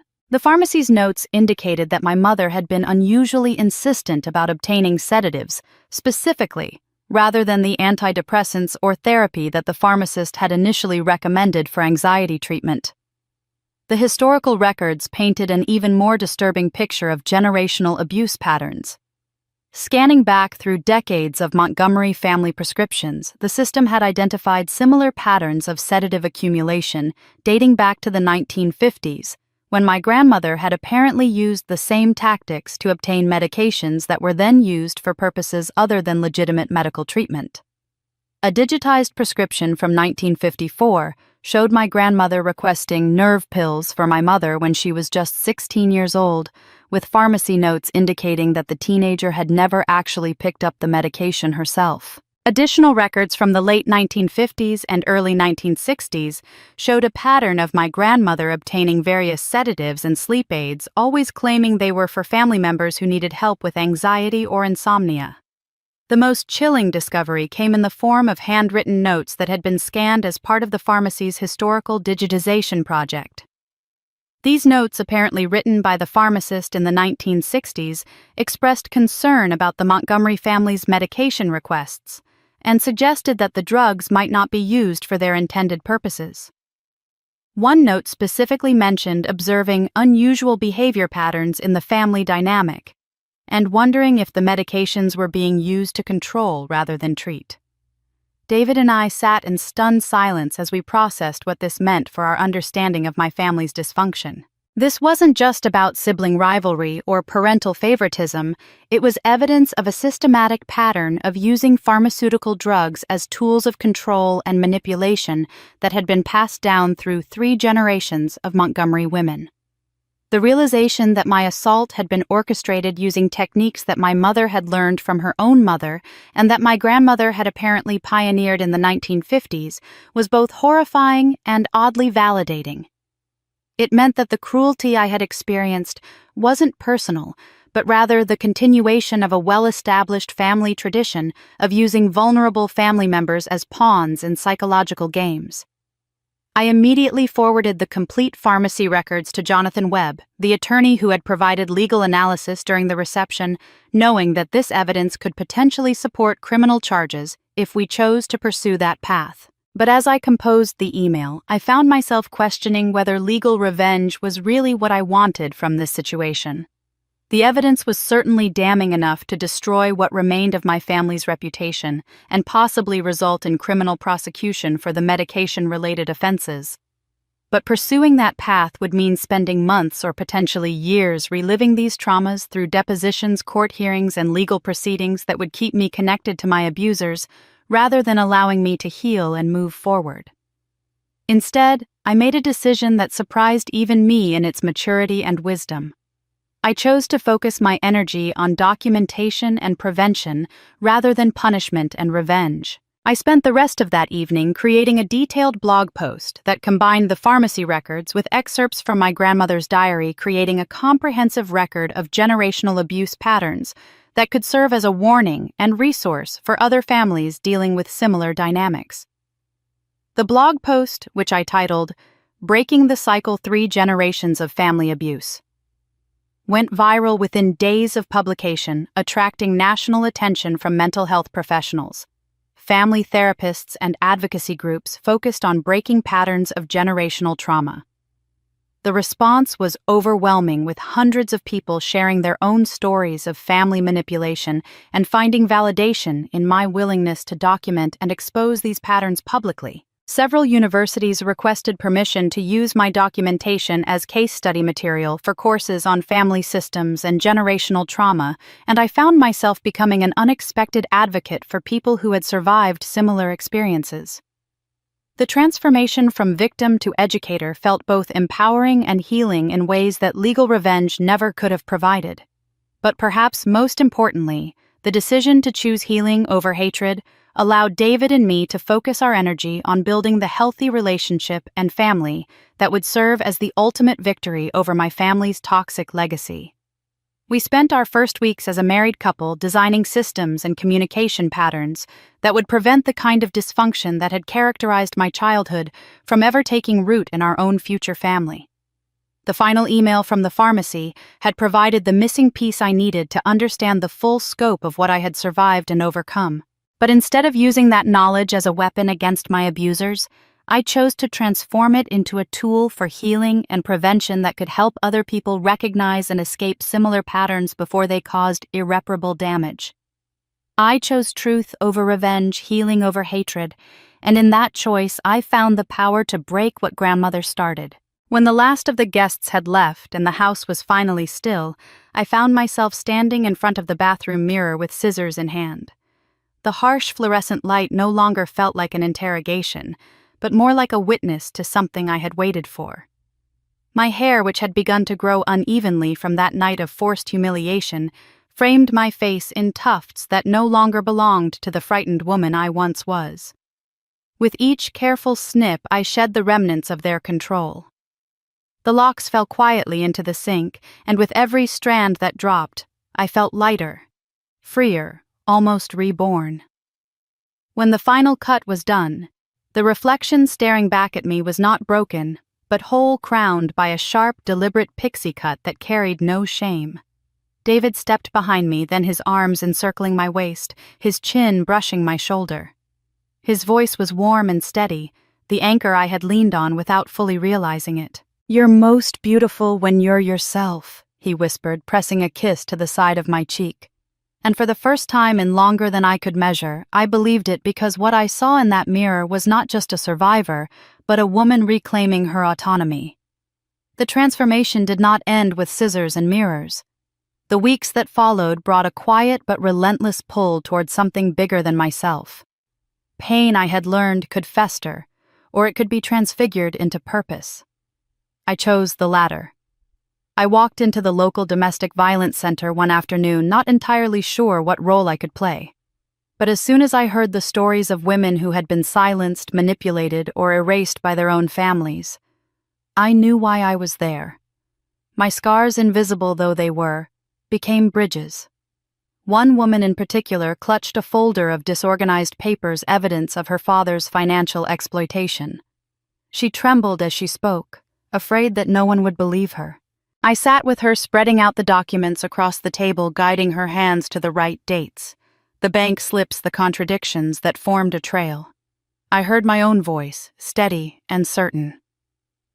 This is how cycles really break. When we document, when we tell the truth, when we refuse to let their shame become ours. Her tears that day were not only of grief, but of recognition, the kind that sparks the first fragile flame of courage. In helping her, I realized I had crossed a threshold. I was no longer only fighting for myself, but for every woman who deserved to rise unshackled. Yet the work of healing did not stay confined to those walls. My grandmother's diary. The fragile notebook Ruth had preserved kept whispering to me even when I tried to set it aside. Her words, written decades earlier, traced patterns of silence and complicity in the family I had finally broken away from. I felt compelled to share it not as gossip, not as vengeance, but as testimony. One night I typed out passages pairing them with my reflections and posted them to a modest blog I had started almost absent-mindedly. I expected perhaps a handful of views, maybe a polite comment or two.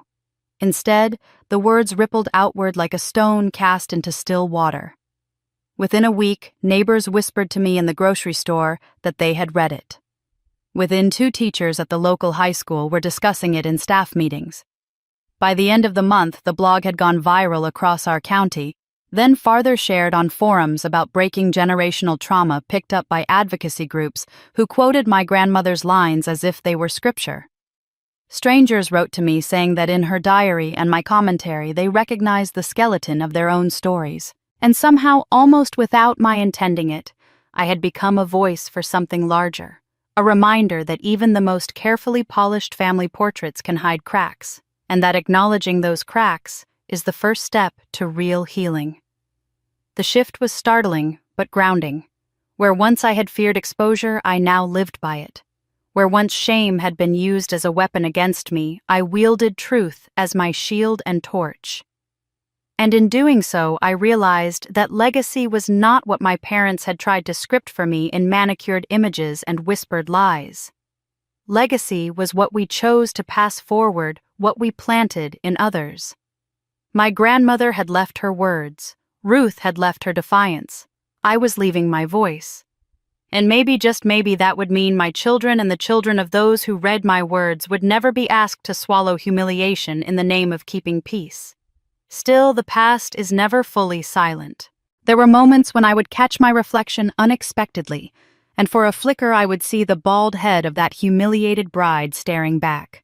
But then David's hand would find mine, or a woman at the center would smile at me with gratitude, or a stranger online would thank me for sharing what they had been too afraid to say aloud, and I knew those ghosts could not chain me anymore.